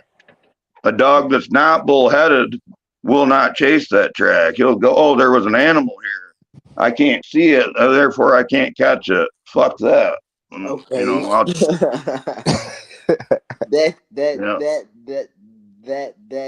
that's some shit. Wow. Yeah, I've trained, you know what I mean? I've trained about owned about every kind of dog, or at least class, not every specific breed, but I've had the teacup breeds, the toy breeds, the terrier breeds, the hound breeds, the mastiff breeds, the shepherd breeds. Dang. That was kind of deep. That is kind of, yeah. Hey, Caveman, make sure you if you can, you know, schedule, you know, put us in your schedule on Thursday nights, man, because you know, this is the panel that we want to have, where there's dogmen with experience that really, you know, see performance breeds for what they are, really want to enhance the breed, have experienced breeds, plural, seen pluses, seen minuses. So what you're bringing to the table is very intriguing for us who haven't experienced what you've experienced with your breeds of dogs. You know what I mean? So if you can, you know, make time for us on Thursday nights, man, but we would love to keep you on the panel, brother, because what you letting us know is what we like. We love to hear this type of shit because that's what we're about. We're about dogs that work, you know? Yeah, and I'm all about it. To see your perspective on it, it's like, okay, you know, the asshole dogs, like I got a couple asshole dogs that get on my nerves, but at the same time, I know why, so I don't discredit it, but at the same time, somebody who don't really understand that level of bullheadedness or stubborn type dogs is like you said, a dog that might have, let's say, not an on-off switch, but that's always on. In that situation where it can work and do its job, you would probably appreciate that. Like, damn, that dog got so much drive, it's going to find what it needs to find and eliminate it, and that worked out for me. Versus, like you just mentioned, if the dog says, fuck it, I can't find it, let me divert, then then it didn't do its job that you wanted it to do. So I never even thought about it from what you just explained to us. Yes, because there's all those variations right within the same hound breeds. You've got what you call a running walker that's bred to run track, like coyotes. They won't tree. If they run a coon track and it stops, they go look for another track. But they're a treeing walker. They look to tree something. They're looking for that animal in that tree. Right. That's their end goal. Where the running walker doesn't want anything to do with that tree. He wants to chase. So Caveman, you are an advocate of, let's say, if your dog is lacking something, then whatever you can, let's say if you got a dog on a yard, or you being a dog man, if you have a dog that you feel that could bring something different to the table, you're an advocate for, adding that dog into it, whether it be a same breed or not. You're an advocate for doing that to create the dog that needs to be, created to do the work, right? You're obviously an advocate for that. Absolutely. And what a lot of people don't get, they condemn this. We're talking about this, but this is standard practice in the real dog world. Right. And in other countries, they do this. Hell yeah. It's just America that's all fucked up. That's a fact. But I mean, every dog breed is two breeds outcrossed, and then their puppies inbred, and then those dogs selectively line bred. That's right. Every fucking dog breed out there. Right. And then but you're not supposed to. You're not supposed to do that no more, though. Time is supposed to, progress is supposed to stop where someone else said that it stopped. That's what the fuck? It up. That's why all these kennel clubs fuck shit up, because they tell you what a breed is or what a dog is. And then, like you said, the origination of those particular breeds, the formula gets fucking thrown in the trash. It's like, okay, well, fuck the formula. This is how it's got to be based off of our standard. And it's like, wait a minute, you stagnate the breed when you do that shit. Yeah, well, they want your homestead protection dog that's supposed to kill everybody it sees. They want to be able to take it in the ring and play with its balls and its teeth. Seriously, that's what they did to the Rottweiler and English Mastiff. They should Rottweiler English Mastiff should not allow that shit. Word. And a pit bull should try to kill every other dog in the ring. Same with an Akita or a Tosa. They should not be in that ring acting like a good canine citizen. Yeah, that's true. That's fact. But not only that, to get that, now, like we was talking about the Doberman, AKC mixed in the Greyhound and the Manchester Terrier into the original Doberman to get the AKC dogs. Why? And then people to make it their own. Oh, see, they did that. I'm telling you, they do that with every breed. The Leopard Hound, take the American Leopard Hound. They mixed like 3 or 4 breeds together to create an American Leopard Hound and registered it, and totally just passed over the existing breed of hounds. That's crazy. The breed was already out there. But no purpose behind it? There was no, okay, so that's there was the no Catahoula, right? No, Catahoula is something different. Catahoula Leopard Cur. That's an American breed created in Catahoula Parish in Louisiana. Louisiana, yeah. That's our state. Catahoula Parish. Yep. Man, this is crazy. This is crazy. This is crazy. Yeah, the Catahoula leopard. That's our state dog. It's that's where the original Merle shit comes from. Well, they was mixing that in there to the American Bullies and all that shit for that stupid ass cup. Well, got a bulldog. Yeah. They did that with the Alapaha. Yeah, and get the blue eyes too. Yep. Alapaha blue blood bulldog. I've seen that. What is that? They used the Catahoula. How old is that dog? What, the Catahoula or the dog you just said? The Alapaha. I can't remember when they recreated that. That's a big ass early 2000s, like 2005.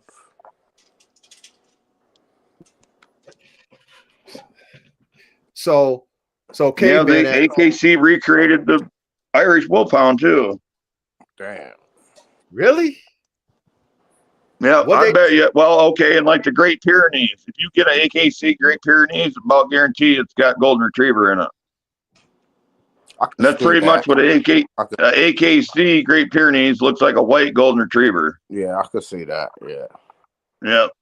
Same with the Central Raisin Shepherd. They look like they mix yellow lab into them or something. They don't look nothing like the dogs over in Turkey and Russia. Nope. I'm curious about. So okay, are they doing it to make the dog docile and take away? Yeah. Okay. Yeah. To get it in the ring. Take away the Get it in the show ring where it'll be a good citizen. Make it act like a lab. Cuddly teddy bears, man. That makes sense. Okay. Yeah. So and I think part of it too. Now check this out. I think they don't want the cops getting bit when they kick your fucking door in. That's too. I'm serious. I think the conspiracy goes that deep. They got tired of people having them fucking dogs that protect you. They said, we got to do something about this shit. Well, nowadays with the cops, they just shoot your dogs now. You know how they do it. They shoot your dogs first and say, that's because you were too slow on the draw. Yeah. Stupid shit. Man, it's sad, man. It's so sad. Well, that's why I got a pack of dogs, actually. I don't believe they can shoot that fast. No, they can't actually. No. They really can't. You know what I mean? So yeah, I'm over that shit. You come to my house with gunplay, I don't give a fuck whose authority you think you're under. I'm fucking defending my place under God's authority. Facts. Mm-hmm. Facts. Yeah, I'm over it. I'm fucking sick of being terrorized. Yeah. I'm the same way. You know what I mean? Yeah. I'm the same way because it's like, Tell them you go ahead. You killed the American dream, but you didn't kill the American spirit. Yeah. Especially when there's nobody governing the law. It's like a lawless gang, right? The police. They like the lawless gang, and they can do what they want, but then when you defend yourself, it's a problem. Yeah, and you know what? After I proved how they lied and I beat all that shit, there's nothing I can do. No one would do nothing about it. There's no case for me. There's no defamation laws in Michigan. Wow. Yeah, and you know what? They can still harass you afterwards because they be mad because you beat them. Yeah. Yeah. Now they don't come around me. In fact, I had a chick here. It was kind of crazy. She called the cops, not on me, but she called them to have them help her leave. And they told her that they weren't allowed to come here. I've called the fucking news on them. Yeah. So I don't fuck around. Hey, caveman, it's rare that you hear an individual that actually beat the law enforcement. So because I didn't lay down and take it. They tried to get me to cave the whole time, dude. Even right in the middle of the trial, they're like, man, they got you for the two worst things and blah, blah, blah. And you got all this, and it's just you against all them. And I'm like, fuck that. That's what the jury's for. And fucking right. I told them, you can't find 12 people in my county that fucking stupid. Let's do this shit. Man, respect. Yeah. Respect, caveman. Like I said, that's a real testimony to just a man in general standing up for what he believes. That's the power of God, brother. I didn't do that on my own. I did that because I knew who I was fighting for. Respect. I knew I had my corner. Respect. Yeah. You can come up to me, the biggest army you want. You ain't shit. Right. Respect, man. Nah, hey, caveman, thank you for, like I said, coming up, giving us some real dog man knowledge, real dog man experience. This, like I said, this is what we're about. Like, we really do this for the dogs. It's not about us. We're here to represent the dogs, but we want to create better dogs. We want high performance working dogs, healthy dogs, complete dogs, performance type, complete, like Young Ready said, dogs. And we want to be able to create like how the dogs we love, all the dogs we fell in love with in the past. We want to create like the OGs was creating, but make them better. Fuck all this stupid, fake stuff that they be talking about that's not real. This shit ain't real what they doing with these dogs. This shit's fake. Like you said, how you gonna have a working dog, but you're gonna water it down? You're gonna put some cut in it. What the fuck's the purpose? So what's everybody else on the panel breeding? Go ahead, gentlemen. No, I'm waiting. Young Ready, what you got there? I got an American Bully. She a pocket, but she 8 years old right now. I ain't trying to breed her no more because she wasn't even trying to breed in the beginning anyway. Right. Yeah, so she a pet dog. I'm waiting after she's done, or I get somebody to take one of these dogs so I could get this next dog. Hey, so Young Ready, tell Caveman what you got about to be cooking though. You know what I mean? Yeah, right. What you up? What you about? What you up to? I'm trying. I want to make this band dog. I'm about to get this Chinese red dog, and I want to breed that up with. I'm probably going to breed it up with Duro dog. I don't know what that is. Duro got a American staff bully. That's what you got, right? That's what a Bane is, right, Duro? Yep. Yeah. Big boy. Yeah, some of my pups I got right now, I don't know for sure what they're going to be because it's the first time I've run these two pairs. But what do you have? I got a band dog litter and I got a gladiator Doberman litter. That sounds fire. What's the gladiator? What's the gladiator Doberman? All right, it's a Doberman Great Dane. They also call it a Warlock Doberman, but I don't. That's the really big like joint. That. Yeah, that's the big joint right there. Well, I used the male Great Dane and the female Doberman, so they won't be huge. A lot of people, I don't know, a lot of people don't get that. If you cross a pit with a Mastiff and then you cross the Mastiff with a pit, you're not going to get the same puppies. Yeah. And you're getting your mitochondria from two different breeds. You know what I mean? It's not the same mixture. Okay, but anyway. So the female Mastiff to a, like you said, a pit bull or whatever is going to produce the bigger. It will produce bigger. Yeah, it'll produce the bigger pits, where the other dog's going to produce little Mastiffs. Ah, interesting. Yeah, interesting. I didn't even see it like that. As far as like, okay, which is going to produce me the bigger versus the smaller one. I never even saw it like that. Yeah, you're limited by your mother's mitochondria, and you get 97% or something like that of your mitochondria from the female. That's why everybody stresses the stud, which of course the stud is just as important. But in a line of dogs, and then now think about it, this is what nature does. The females all stay together, and the top pick male out of the random community breeds them, and that switches. Every year or two, the male changes, but the females all stay. Oh, so that's where they get they hybrid vigor from, right? That's where they get their vigor, their bloodline. So the females are all related. Those males come in from different, different families, different strands, or whatever of those type of breeds, or whatever that line is, and that always blood.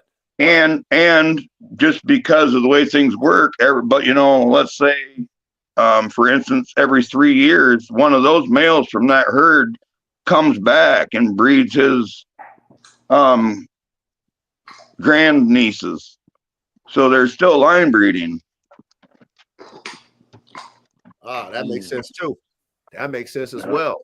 Because like you said, when they get kicked out, they need time, you know, he comes back as an alpha male. He comes back into his pack or whatever, just by nature's law, and he comes in there and do what he do, and you know, get his line bred going on. Right, but he's been 3 to 5 generations removed since then. Wow. Damn. Because that's how old he is before he's at competitive level. Right. That's And so I always tell, you know, when we talk about breeding, you know, it's like all of it plays, but there has to be a reason why. And so nature, you know, nature's law is God's law, and you can't beat God's law at the end of the day. Right. So for us as breeders, we have to still consider it that way. Not all of us understand genetics. Not all of us are visionaries and are gifted at putting dogs together, but that should be how we should see it as well.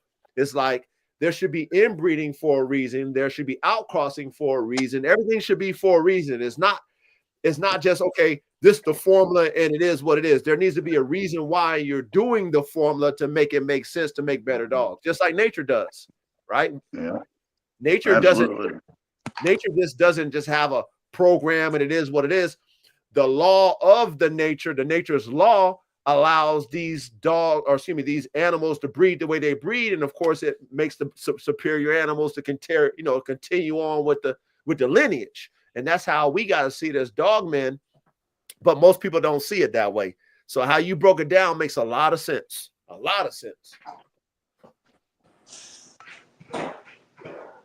Damn, I've just messed my whole cross up, yo. Hold up. Nah. I'm supposed to be getting the dog. We all supposed to be getting the dog from Coach. Yeah. Taking that dog to Duro's dog, Bane, that brown dog you see in the picture, in Duro picture right there. And then whatever we get off of that, I'm going to take that to my Chinese red dog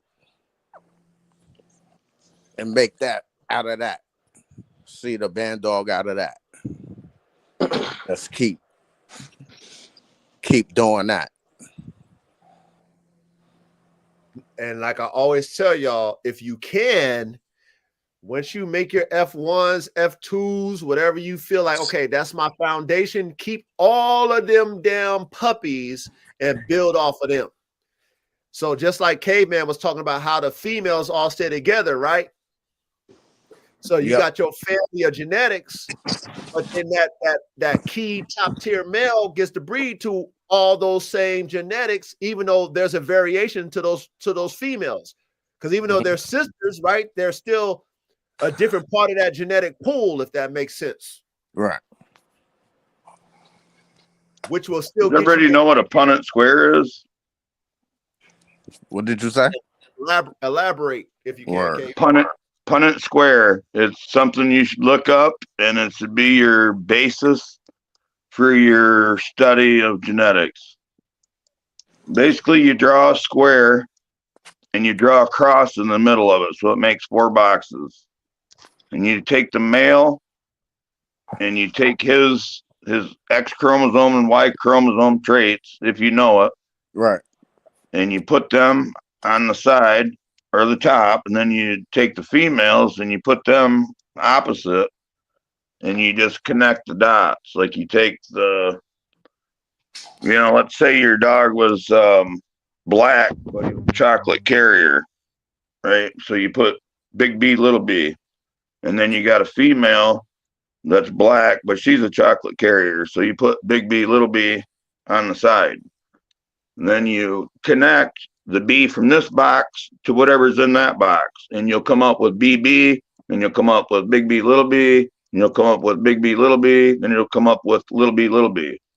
And what it'll tell you is that out of these 2 dogs, you're going to get 25% black dogs, 50% dogs that are black but carry chocolate, and 25% dogs that are chocolate. And you can do that, but a lot of times to get what you're looking for, you're going to have to do more than that cross. You're going to have to inbreed to get an F2 to get. Okay, and the next thing you need to study is meiosis, because that's where that comes into play. When you do an F1, you're creating a hybrid where they're going to cancel out all the recessive traits from the other breed. Right. When you breed those puppies all carry those recessive traits. They were just covered up by the dominant traits of the cross. But in meiosis, those traits are coming out in the offspring. So you're going to get totally different pups than what you got from the F1. Whether you breed them again, now really the only way to keep hybrid vigor and to get consistent litter is to take another inbred pure breed and breed to those pups. Right. Then basically what you're going to get is that you're going to get that pure breed with the traits of the other two dogs. And which ones you don't know. It'll be different combinations in the pups. Right. That's the variant. You know. Right. That's why it's so important. Caveman, that's why it's so important. If you can, like I always tell my brothers on here, it's like if you can keep all them puppies, because how you get to see the different variances of your genetics, because you don't know. Yeah, it's not what they show, it's what they throw. Yeah. And everything skips. Did you hear what he said? He know his shit. Did you hear what Caveman just said? It's not what they show, is what they throw. Yep. Yeah. Damn. Okay. But I think we will be, because, you know what I'm saying, we all trying to work together.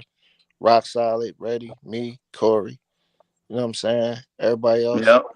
We try all That's work how you do that shit. We all have, you know what I'm saying, we all have a puppy or two, you know what I'm saying, off of what we cook. So you're absolutely right, man. And Caveman, I've learned that. I told my brothers on here and the sisters that might be listening, but I told them I've learned just by trial and error, because I've done that. I've, you know, based off of my, knowledge of what I see, right, of a dog. And I'm like, okay, well, shit, this dog is going to be the dog. But then I breed it and I don't get what I want. And then based off of a dog I didn't want to keep, but I just kept based off the genetics, I breed it and I get something way more than I even expected. What you just said is not what you see, is what they, you know, pretty much what they produce type shit, right? It's like, that's real talk. That's genetics. Because they reproduce their parents, not themselves. That's why that's why you pure breed and line breed, so that the last generation is the same as this generation. That way, when shit skips a generation, you ain't really skipping nothing, because that's all you're carrying is that combination. Right. You know, you just threw away all the other combinations. Right. And then okay, so let me ask you this. How do you feel about the outcross? Like, how do you feel? Let's say once you get what you're looking for in that, you know, genetic pattern that you produced, right? And you know that you're getting it, whether it be, you know, every other breeding, or you're getting it more consistent. How do you feel about the outcross that you're adding to the genetics to spice it up? Do you think that's necessary for your program once you actually get those consistent dogs, or you no, I think outcrossing is for creating breeds or creating lines. Okay. Like I said, I think it's a simple formula of you inbreed or you outcross to get your traits, and then you inbreed so you can recombine them the way you wanted them, not the way they come out, the hybrid. And so then once you get that, then you just line breed from there. You selectively line breed, and you try to put like 3 generations in between. And to me, I only inbreed from the male side usually. Okay. Maybe the first, like creating a breed, I might go with the female, but past that, because of the mitochondria, you want to go to the male side and try to skip 3 generations. Got you. Yeah. Okay. So then what do you take? You probably would take 2. Let's say you would take that male, like you were saying, with that 4 square. You take that male. Would you take that 1 male, or let's say you would take 1 female and take it to 2 different males, and then based off of those puppies, you align breed those offspring to each other because they have a variance to them, even though they're related? Like, how would you get? Yeah, that's perfect, because now that male is dominant in that combination. Plus, you have the diversity of 2 different lines from the female. On that family. Yeah, and hopefully that male is inbred. Got you, so that you can solidify those genetics. Yep. Now, okay, so I have a male that is an outcross male, and however, you know, he produces himself in his genetic characteristics, phenotypically and genotypically, even though he's not inbred. You know what I'm saying? So with that, So he's carrying dominant traits. Correct. However, he has a huge palette of genetics to where if I want to inbreed him a few times over, I'm not going to run into a brick wall per se because of, you know, how he's bred. He's not heavily inbred. He's not inbred at all. But he's producing his genetic characteristics. So I can go a little bit further inbreeding in him to compound what he's bringing to the table before I hit a brick wall, before I got to really outcross or whatever.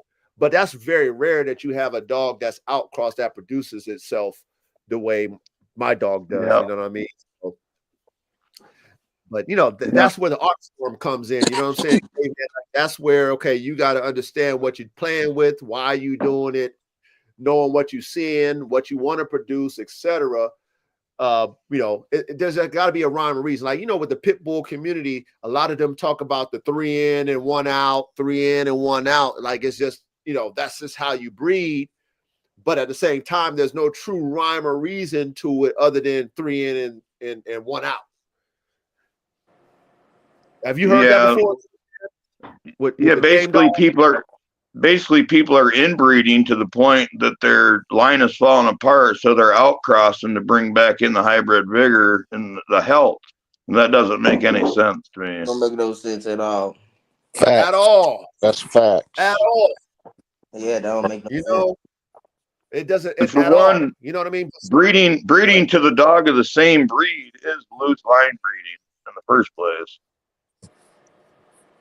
You know, but like you guys, the subject you started the show off with, you know, all along, dogmen, especially performance dogmen, been mixing other breeds into their dogs and not telling anyone, and straight up lying about it. Yep. Pit bulls included. Yes, sir. Yeah. I can take you through the old photos and show you German Shepherds and Great Danes and Tosa Inus and all kinds of shit that are called pit bulls. They're absolutely not a pit bull, but they are in the Hall of Fame. Hey, K-Man, you can't say that, K-Man. That's a no-no if you tell them the truth. You can't tell them the truth like that, K-Man. Yeah. Well, I mean, it is a pit bull in the sense that pit bull is a term for a bull type breed that's used in the pit. So any dog, it's a pit bull, but it's not an American pit bull terrier. Right. You know, and I'm not against none of that. That's the whole idea. And the Japanese, they accepted it. When their Akita was getting its ass whooped by the English dogs, they said, hey, let's make a new fucking breed. You know, that can whip all these other people's dogs. Right. That's why they made the Tosa, right? Yep. Yeah, and you guys are talking about that. What they did is they took the Akita and mixed it with a pit bull, and that didn't work out. So they mixed it with a Mastiff, and then they mixed it with the German short-haired pointer, and then somebody else said they mixed some other breed in right at the end. But basically, the Tosa, you can go get a purebred Tosa right now, and you can mix it with your band dog. And then you take those puppies and breed them back to a Tosa 3 times. At that point, you're eligible to fight your Tosa in the ring. And if he proves himself worthy, you can register him. That's how a fucking breed should work. Thank you. That's how a breed should work. Not, you can't fight with us because I know you're going to kick our fucking ass. He mixed his dog. That's why he's beating our ass. Sure. That's what they would say. Yep. But what they should have did is just started another class. You know what I mean?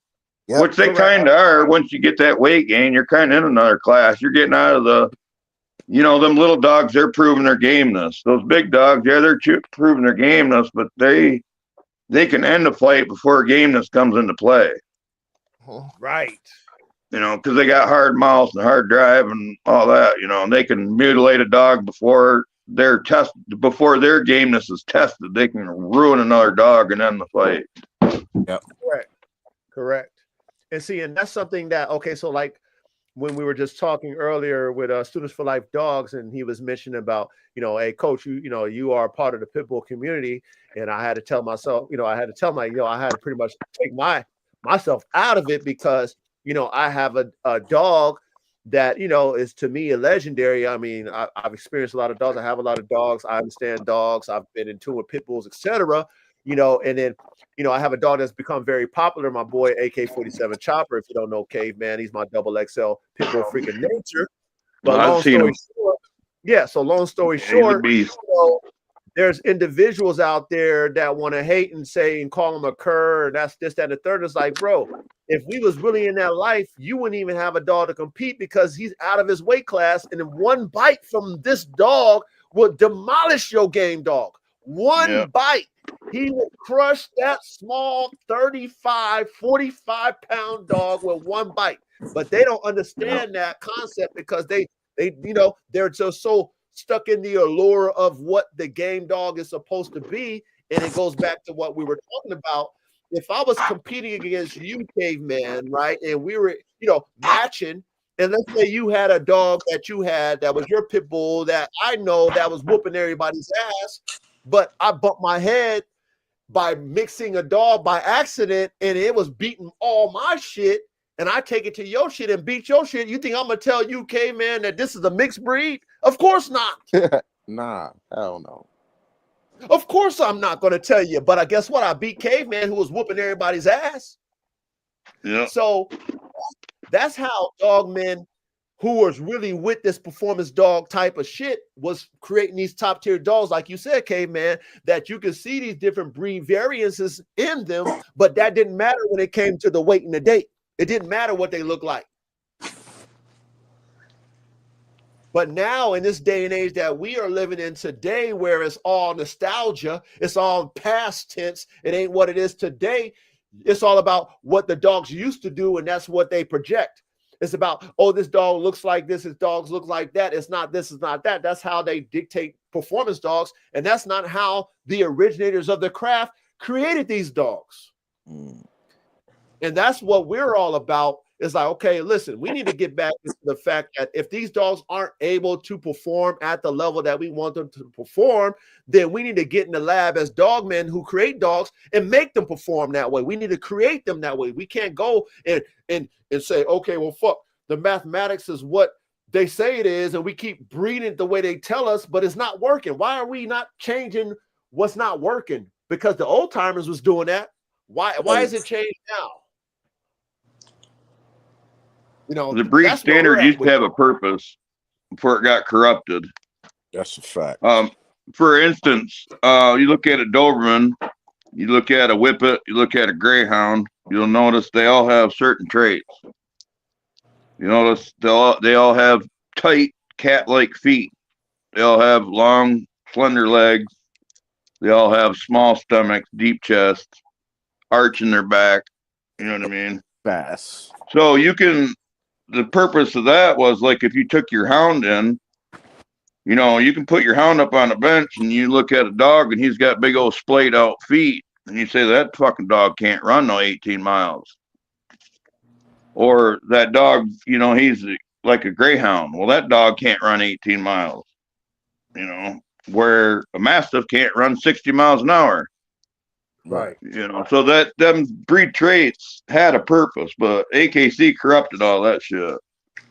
What it used to be is a dog proved himself to be the best performer, and he set the breed standard. Right. Yep.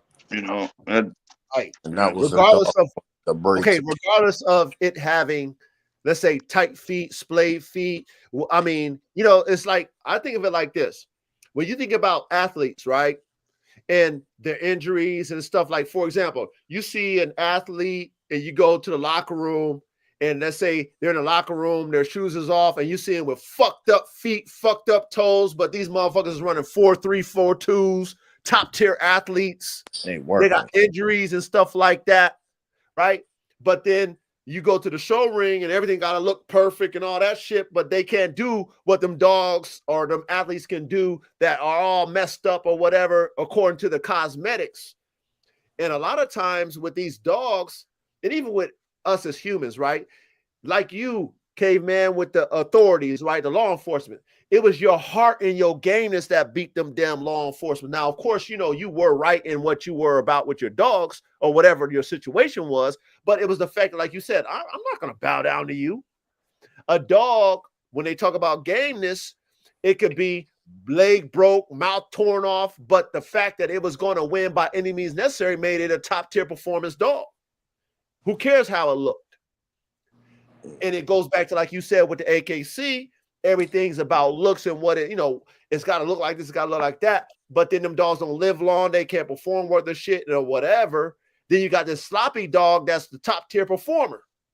And that really boils down to the heart of that dog, right? It's the heart of that animal. That's why you got, that's why you got the, let's say the guys with the Napoleon complex, they might be 5'5", but they, you know, it was that King David and Goliath. So same thing with these dogs. Now, what we can do as man, because we can take it a little bit further, is now we can enhance what we see in a dog that, let's say, might have the heart, but might not have the phenotype to get it to the next level, even though it's a top tier dog. Now, that's where we come in, is like, okay, well, now let me take what I got and make this dog better, you know? But like I said, that's an art form. That's not what today is. What today is what's popular, what people want to see, and all that type of shit. And you know, and that's the crazy part. Hey, get back up on man, hit that link if you got booted. Sometimes that shit be happening. I don't know. Sometimes that shit be happening. Matter of fact, I'm gonna hit you. I'll send you the link again. But y'all follow me, right? Yes. Right. Yeah. Shout out to Caveman though. Caveman was over here cooking. Yeah, he cooking. Caveman was over here. I'm gonna send that link again, Caveman. He got them dogs. Got the knowledge. Yeah, he definitely got that knowledge. But you know what I'm saying? Like, talking from experience, like that's the type of shit that we all about.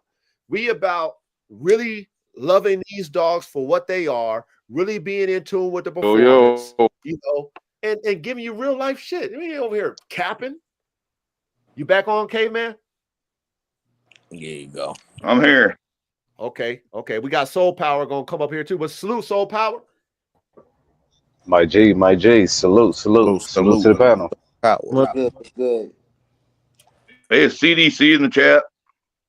Where you at? I ain't looking at the chat, but he's looking to do something. I'm a couple hours north of him. He wants to. Where's he at though? I don't see him in the chat. I'm not sure if he still is or not. He usually is. Okay. Where you from, Caveman? Damn, we lost him again. Oh shit. Oh man, he must be out there in the country, man. That link is up there. Hey, what you got to say, Soul Power? You got anything to add to this, man? Oh yeah, man, it's the classic trophy wife. You know what I'm saying? That's how I look at like the AKC, all of these these showroom dogs. It's the trophy wife that can't cook. You know what I'm saying? She don't enhance your life except for, you know, look good on your look good on your arm, you know, when you step out in the public forum, versus, you know, the traditional wife who actually bring value. You know what I'm saying? She has duty and service behind her. You know what I'm saying? She ain't the best looking, you know what I'm saying, but she can cook her tail off. You know, she gonna encourage you, you know what I'm saying, to get out there. She actually does things versus just looking good. And that's how I look at a working dog versus a show dog. The dog was bred for a purpose. You know what I mean? Workability. It's a plus when you get a good looking dog that actually performs, but it ain't the requirement in my opinion. Talk. Like that analogy.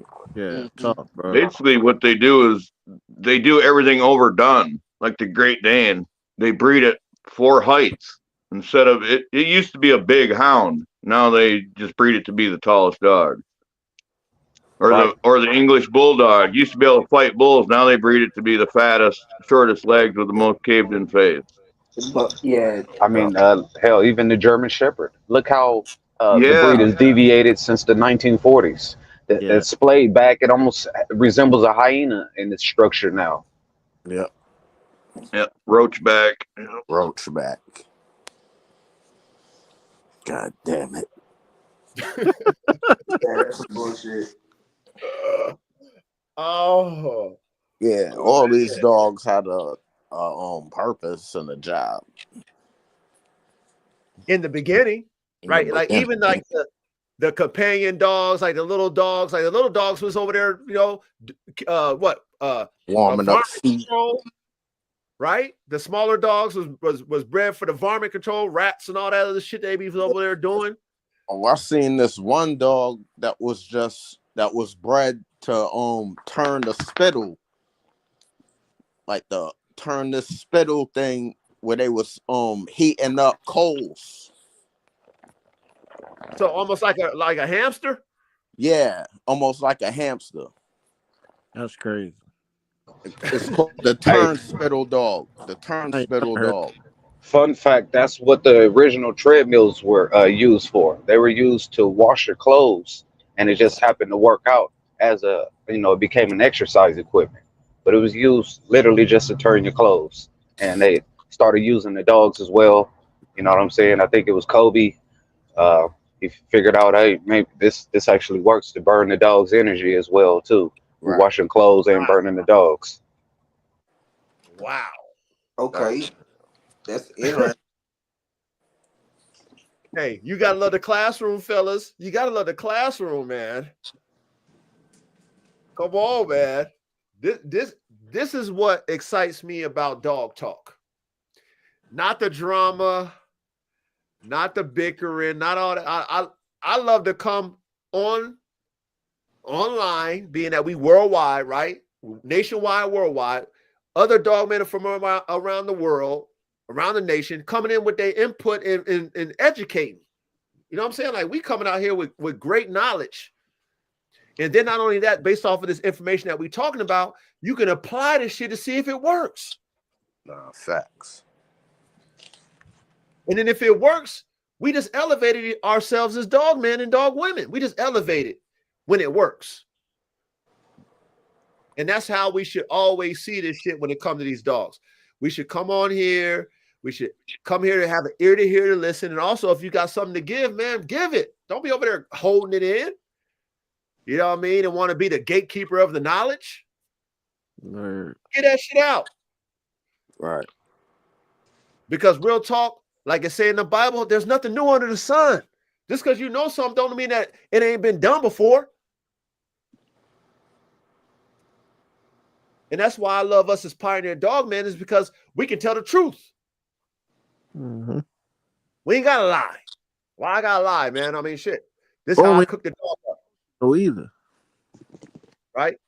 I ain't got a lie to kick it. This is how I did it. If you do it, great. If you don't do it, okay, well, shit, hopefully you get it right next time.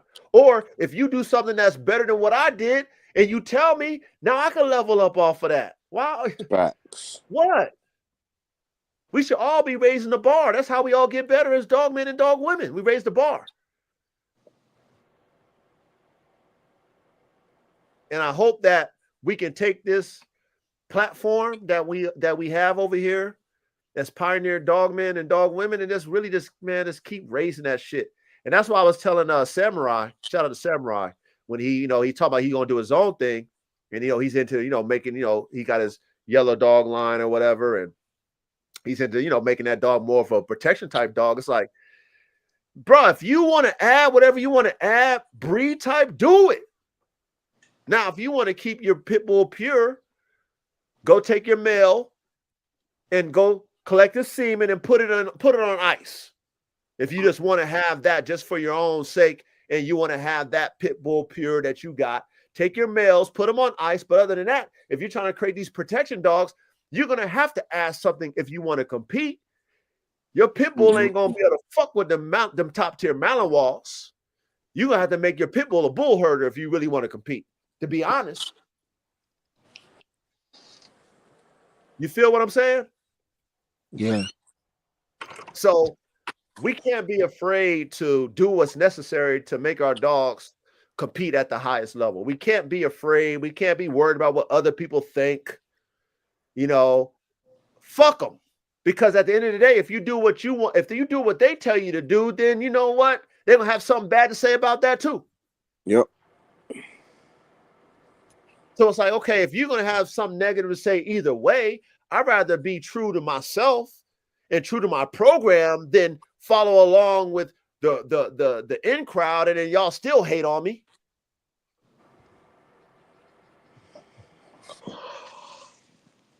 And that's what's going on in the dog world today. But see, we're not naive. And that's why I'm grateful for this conversation on part 2. That's why we had to go ahead and carry this on, because as Caveman came in and elaborated, as you Young Ready elaborated, as you Duro elaborated, and everybody in the chat, you know, there's variations for a reason. Even the AKC have their reasons, as we just learned. They wanted to water it down and dumb it down. That's their reason for the variant. We might not know what they cooked in there, but if you're a real dog man with a real dog man eye, you can figure it out. Oh, shit, that's a little bit different. That's not what I'm used to seeing. That's not the original recipe. That's not Colonel Sanders' original recipe. Right. That's a remix, baby. That's that Puff Daddy. This is the remix. But if we remix him for the purpose to elevate the dog's performance, to elevate the dog's health, etc., to make a complete dog, then we doing the right thing. We on that Spike Lee. And if somebody got something negative to say about it, and it's like, okay, then show me a better dog. You show me a better dog. And if it's a better dog, then I'm fucking with you. Matter of fact, I want to know the recipe. Can I get the recipe? Right. Without the cut, can you give me the raw so I can apply it to my shit? I appreciate it. Thanks. You know nobody's doing that, man. I was just about to say that. They too sensitive to do that. But I mean, that's why we talking the way we talking, though. I mean, Soul Power. That's why we talking the way we talking, because this is how it should be. I you know what I mean? Like, why? It's like, bro, this shit ain't new what we talking about, bro. This shit ain't new. The old timers has been doing this shit. This ain't new. We're in the internet age, man. If you're not hip to the game by now with the internet and everything being exposed, you are very naive if you're not hip to the game. So being that we know better, go ahead. The old timers been doing what? Cooking and mixing and mixing and matching. Say it one more time. Cooking and mixing and mixing and matching. Thank you. For sure. We just gotta, you know, we got the science to explain what the old timers were doing now. That's it. You know what I mean? The old timers, they knew what they were doing, but now, you know what I'm saying? We can go and look at what they were doing with the scientific calm and break down why they did it this way. They might not have had the verbiage to explain it in depth, but they, you know what I'm saying? They knew it because they practiced it in real time. You know, now we got the scientific, you know, the breakdown for it. But it comes down to that 3-letter word that affects all men: ego. You know what I'm saying? That is the biggest issue. That's why you see communities bickering and things like that. Everybody, you know, they gotta have the sauce. They got the secret recipe. You know what I'm saying? Ain't nothing better than what we got over here. That's what I said. Sensitive thugs. Yep. Yeah, man. Yeah. Okay. So let me elaborate on what you just said. Soul Power, the secret recipe. What they talking about is recipes that's played out. That ain't no fucking secret recipe. That shit is old as a motherfucker. What these cats is talking about. There's no secret to that. What they talking about, they talking about stuff that they don't even know the truth about. Because if we follow pedigrees, and this is in all dog breeds, if you follow pedigrees, we know 50% of that pedigree is a lie anyway. Oh man. Yep. That's with all dog breeds. Okay? You about to make some people sensitive, Coach. They're all we gotta tell the truth. When you cook dogs up Okay, now if the formula made sense, now if we doing real true mathematics, and I feel that God made up math, because one thing about what they say, men lie, women lie, but numbers don't lie. Numbers Okay? don't. No. Okay, so if we follow the genetic numbers and those pedigrees made sense based off of the truth, then mathematically / genetically, we could figure out the formula because the formula is written in front of our face. Now, when you cook the way you see on a pedigree and you don't get that type of formula in the dog, now you got to say to yourself, either I'm fucking up or the formula is wrong. Now, the old timers wasn't cooking dogs off of pedigrees. They were doing, like we were talking about, trial and error. They were looking at dogs. They only had what they had. They cooked up what they cooked up, and then they just figured out what they had based off of what they had. Or they had dogs that was champions or were high performers. They bred to those dogs. They didn't produce. They had dogs that might have been high performers that died, but they had their brothers. They cooked with those brothers or sisters. Those dogs produced top tier type dogs. That's trial and error. The dog that was the cur was the only piece of their dog in their bloodline, but they had to cook with it. They cooked with the cur. They created champions. Whoa. That's how you really know what you got. But in today's time, that's not what's being talked about because they're not cooking like what we talking about. They're not cooking like the old timers, which is, hey, what did you say, Caveman? You said he had a little saying. Maybe y'all remember what Caveman said about what? Come on, y'all. I know y'all remember what Caveman said. Maybe Caveman remember what he said about. Yeah, it's not what they show, it's what they throw. Oh,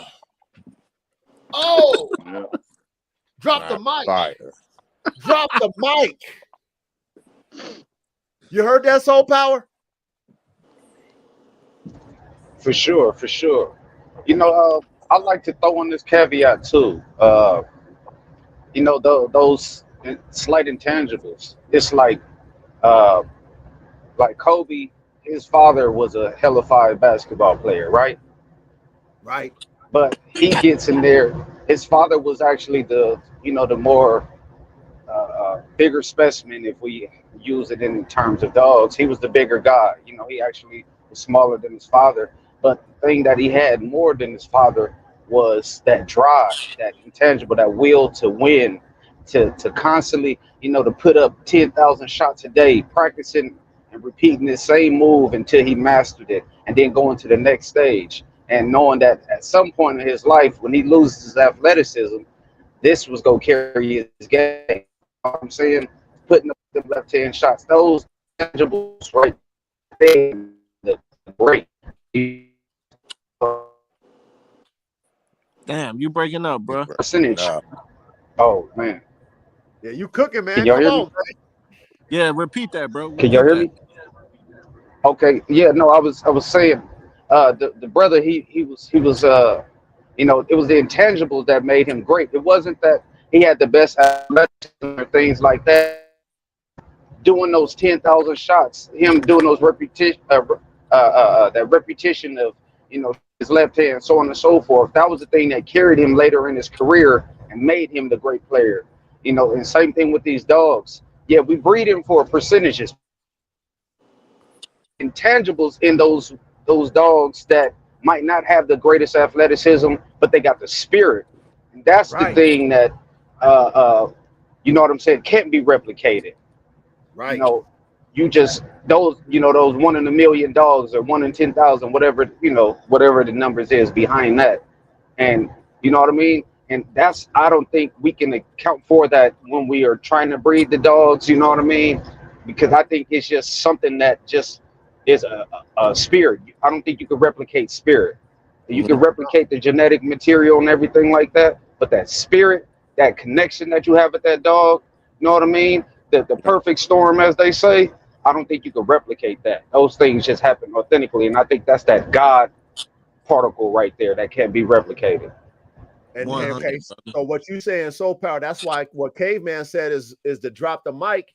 Is not what you show, is what you throw. So prime example, right?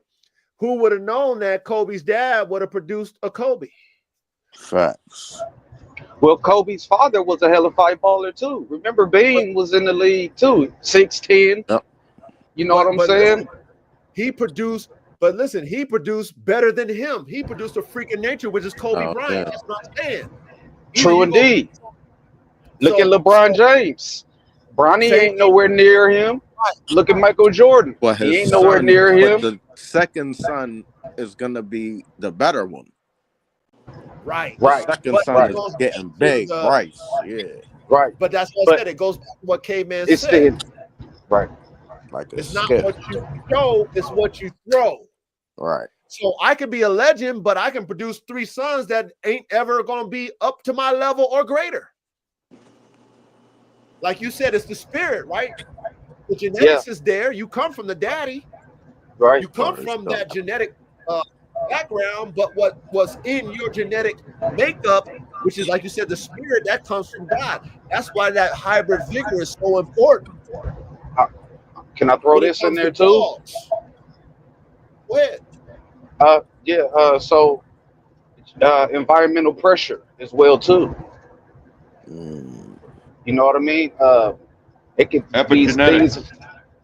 Yes, yes, absolutely. From diet to type of stresses you're putting on an animal or a human, those things right there can be you know uh standout things. It's causing you to push yourself to the next level. You right. got to work a little harder to get to this next level. That drive right there, that could be a small piece of the puzzle of a driving force, either for detriment or to take you over the top. Mm-hmm.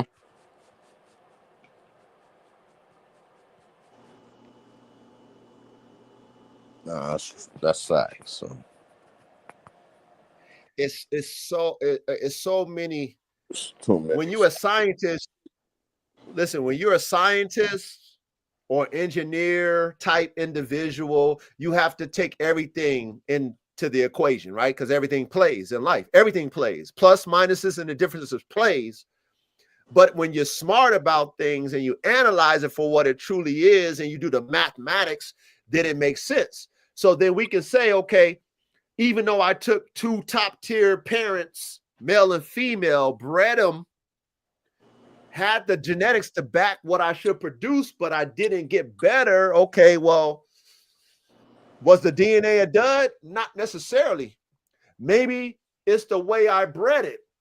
So, for example, a person like Kobe that was produced by his daddy, it was the reason why Kobe is Kobe, Steph Curry, and we talked about this before. Steph Curry is Steph Curry and whatever.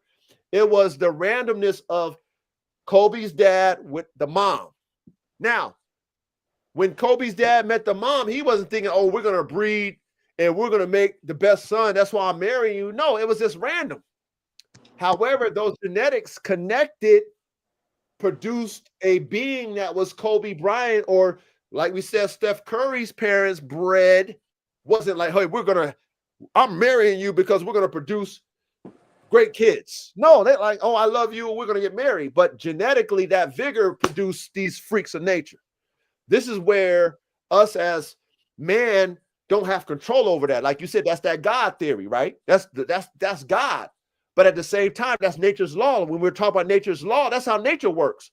As random as it is, based off of the male that gets to breed with all the females, it's really not random. It's how God designed it. Think about it, how kingdoms, when they wanted to keep their power, and we talked about this before too, they would breed with each other just to keep their blood pure. Then they found out that shit don't work. So what did they do? I need to breed with another kingdom's bloodline. So they was doing how we breeding dogs today. Top kingdom with top kingdom. They had arranged marriages, they bred. Now they might have produced some good offspring, maybe not. Now, when they really elevated was when they had those bastard childs. Think about those, Game of Thrones, all the shit. You know what I mean? All that shit's true. Yeah. Right. When He they had bred something to with the prove. slutty whore. Yeah, when the king bred with the slutty bitch, the whore bitch. And then that son became fucking the ultimate ruler but it was a bastard child. That's how it is with the dogs. That's how it is with nature. Okay? And that's how we got to see it. That's how we got to understand it. It's like, okay, we can only do so much as mankind when it comes to God's creation. Like I always say, I assist God. I'm not God. God is the creator. I'm just an assistant of his creations. So when I put dogs together, I'm just assisting God's creation. But at the same time, what I put together, only God's going to tell me what's going to come out of that when it comes out. And then off of that, only those dogs are going to tell me what they're going to produce afterwards. So my top tier dog might not be my best producer. My piece of shit dog could be my best producer. Or I could breed a certain type of way with 2 top tier dogs that I think, but their genetics don't match up, even though they're 2 top tier dogs. So what that tells me is I got to go back into my bag and I got to keep experimenting.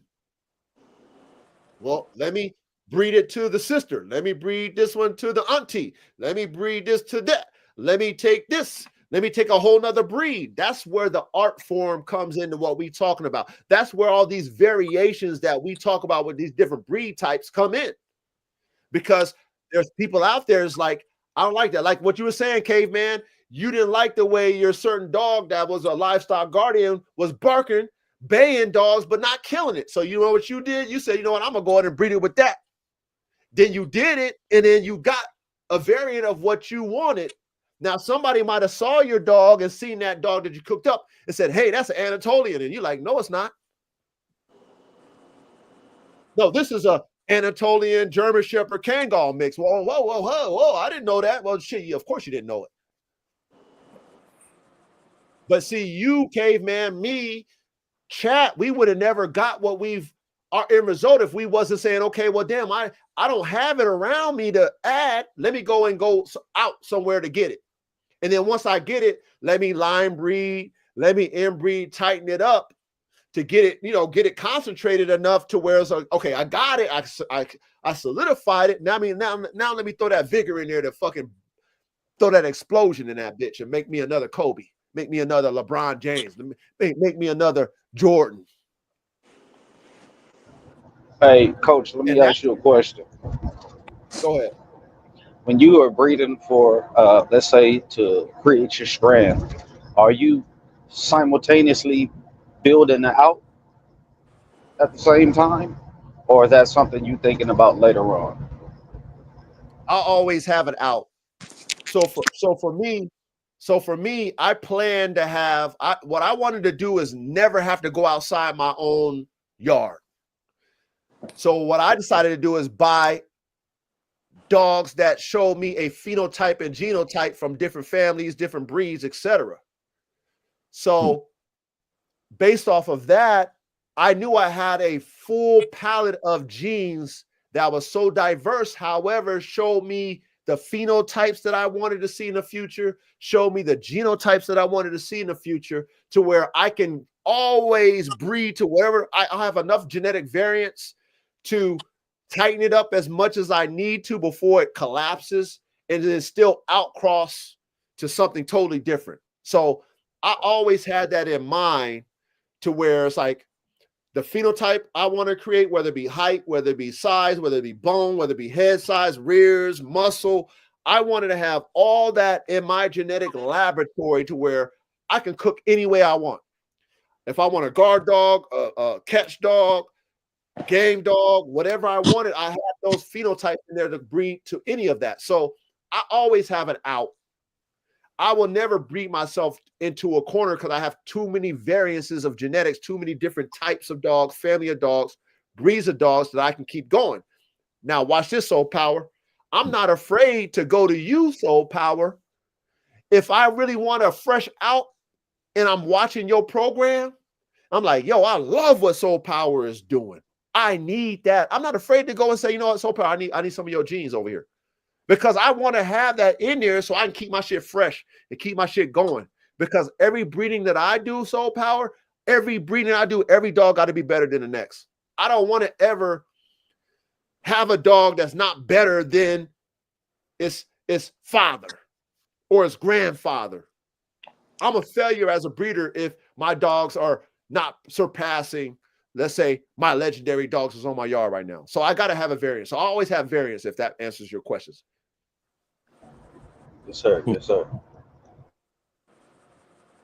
But I did it on purpose. That's my whole thing. Like I did it on purpose. When I tell y'all I went on a dog DNA shopping spree, I really did that. When I tell y'all I got a whole bunch of dead dogs on ice at my sperm clinic, a whole bunch, old time dogs. I did that on purpose so I can cook up. I can bring dogs back to life, but guess what? I'm gonna bring them back better. I'm not bringing back the same shit. Yeah. I don't want a 1998 dog. Yeah. I'm taking 1998 genetics and making it a 2026. Right. That's the goal right there. And that's how we keep elevating the dogs. That's how we make, for us who like new shit, that's what I'm saying. It's like we got to think about it like how cars. You might have had a 1990 Rolls Royce and you loved it, but now you see that brand new 2026 Wraith. You're like, I got to get that. If somebody got a 1998 Rolls Royce that you got, you're not going to buy it. You already got it. Right. Why I want to buy that? I already got it. Yeah.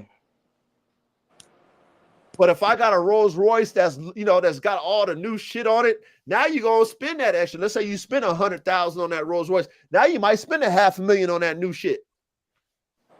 Yep.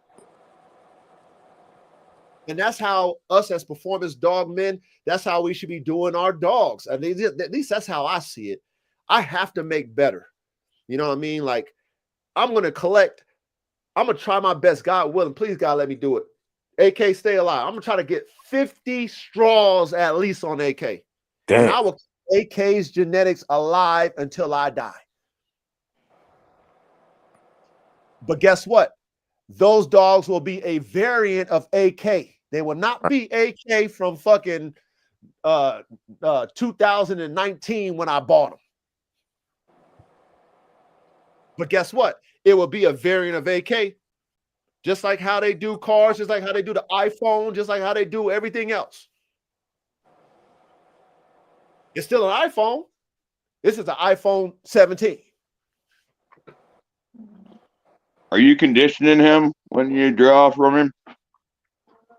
No, man. I mean, not really. I'm just, I'd recommend it. I'd recommend it. Why is that? Where you're at. Okay, check out semen draw. Yeah, all kinds of reasons, but do some research on epigenetics.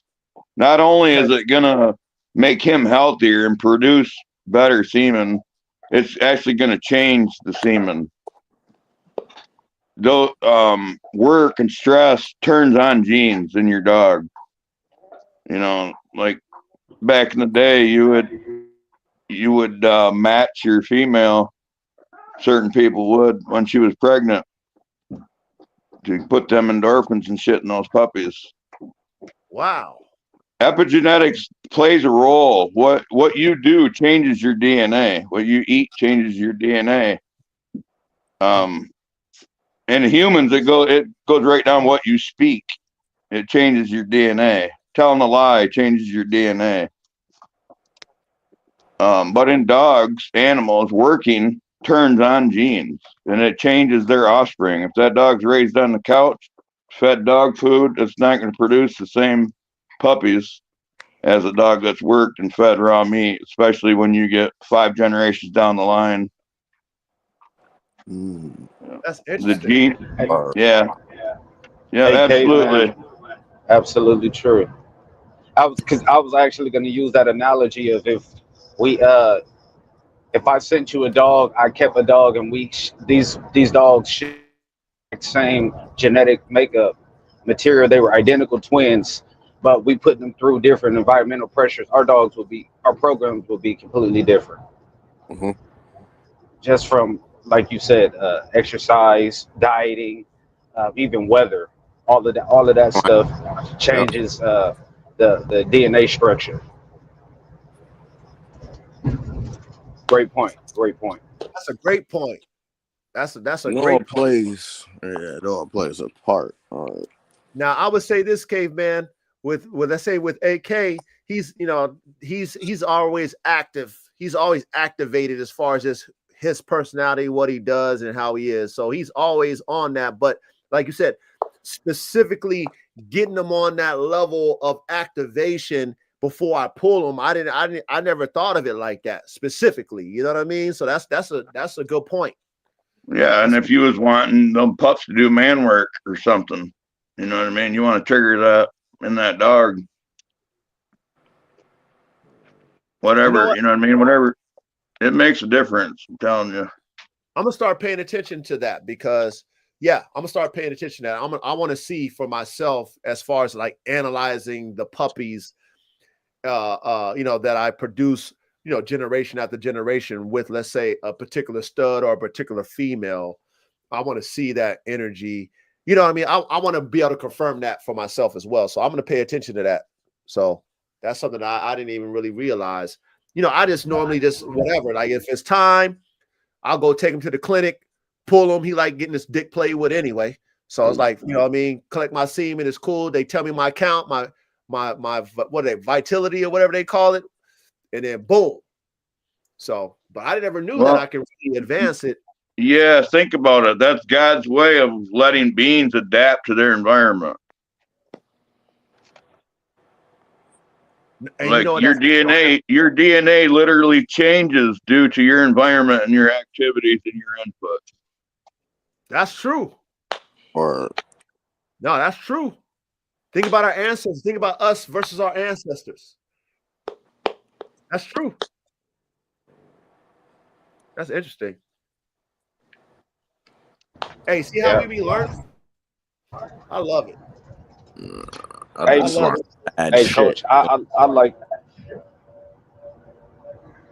Go ahead. Speak. Who said that? Okay. Yeah. No. I kind of, old school guys in the APBT world. They generally will breed their dogs after matching. Which means the dogs have, been through a keep, so on and so forth. So these dogs were in their peak condition. You know what I mean? So outside of that, we don't live in the legal world.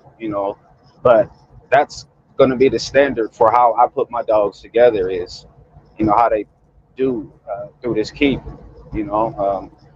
However long that is, 6-8 weeks. I want my dog to be top condition before I put them together. And I think at least for the females, it helps them snap back better if you bred them while they were in great condition versus if they were just a fat couch dog.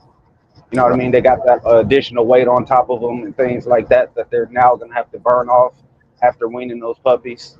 You know what I mean? And I also think that they have, I don't have any uh, statistics or data to prove, but I would think that it would make for an easier birth when a dog is in better condition versus, a fatter dog out of shape.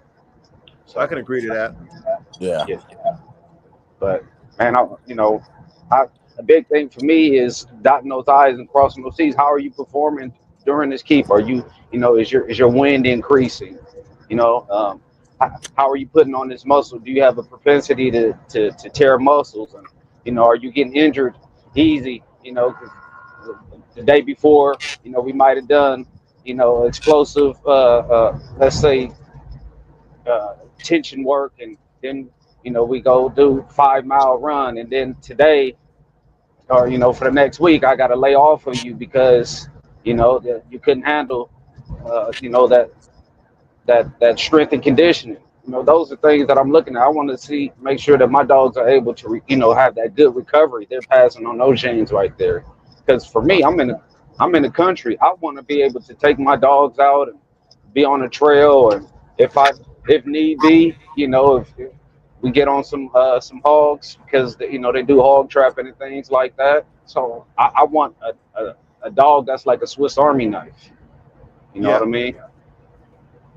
So it's those physical things right there are super important for me in moving forward with the next generation. But if I'm not activating those genes and things like that, I'm just breeding the dogs. You know, I think I'm really shorting myself right there because I think at that point you kind of taking on breeding practices of today, like on a commercial scale. You know, you just breeding dogs because they look good. That's true. That's true. Hey, let That's me ask true. you this: anybody got American Bullies? I got Okay, pocket. ABKC registered. Yeah, Are their stud books still opened? I don't think so, bro. No, I think Okay, so. They are last I knew. okay, that's what I was wondering.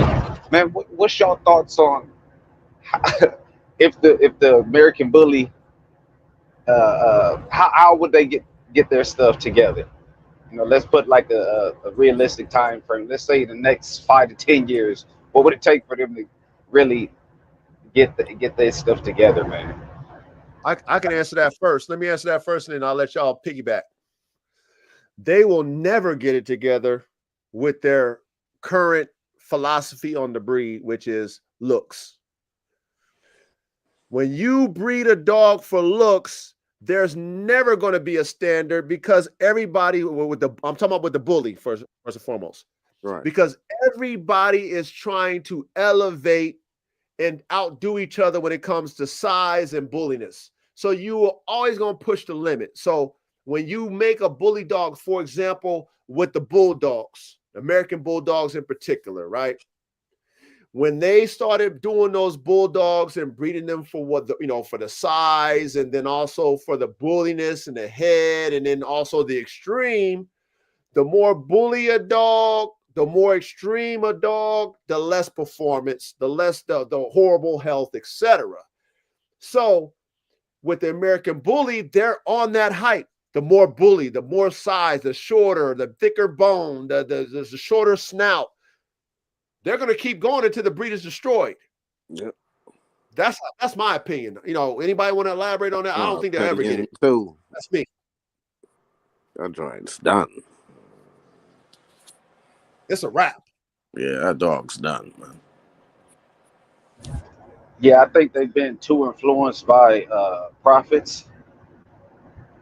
I think that's been the driving force for the breed, for it not to have a consistent standard by now.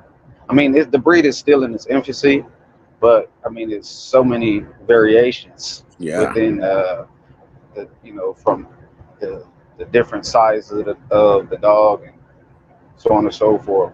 But I think it's been driven by popularity and Yep. centered around profitability. Yep. Now, Yes. great money ploys, but I mean, it's ultimately I think it's been the detriment of the breed. Because by now it should at least have a solid standard. Standard. Yeah. Yeah, It, I think you saying it's just been probably exploited a lot. It's, It's for exploited, sure. saturated, it's been running to the ground a lot, pretty much. poured out to the limit. Yeah. We seen them do everything they could possibly do with these dogs. Like they don't got no coats now. They got fur coats. They doing everything, man.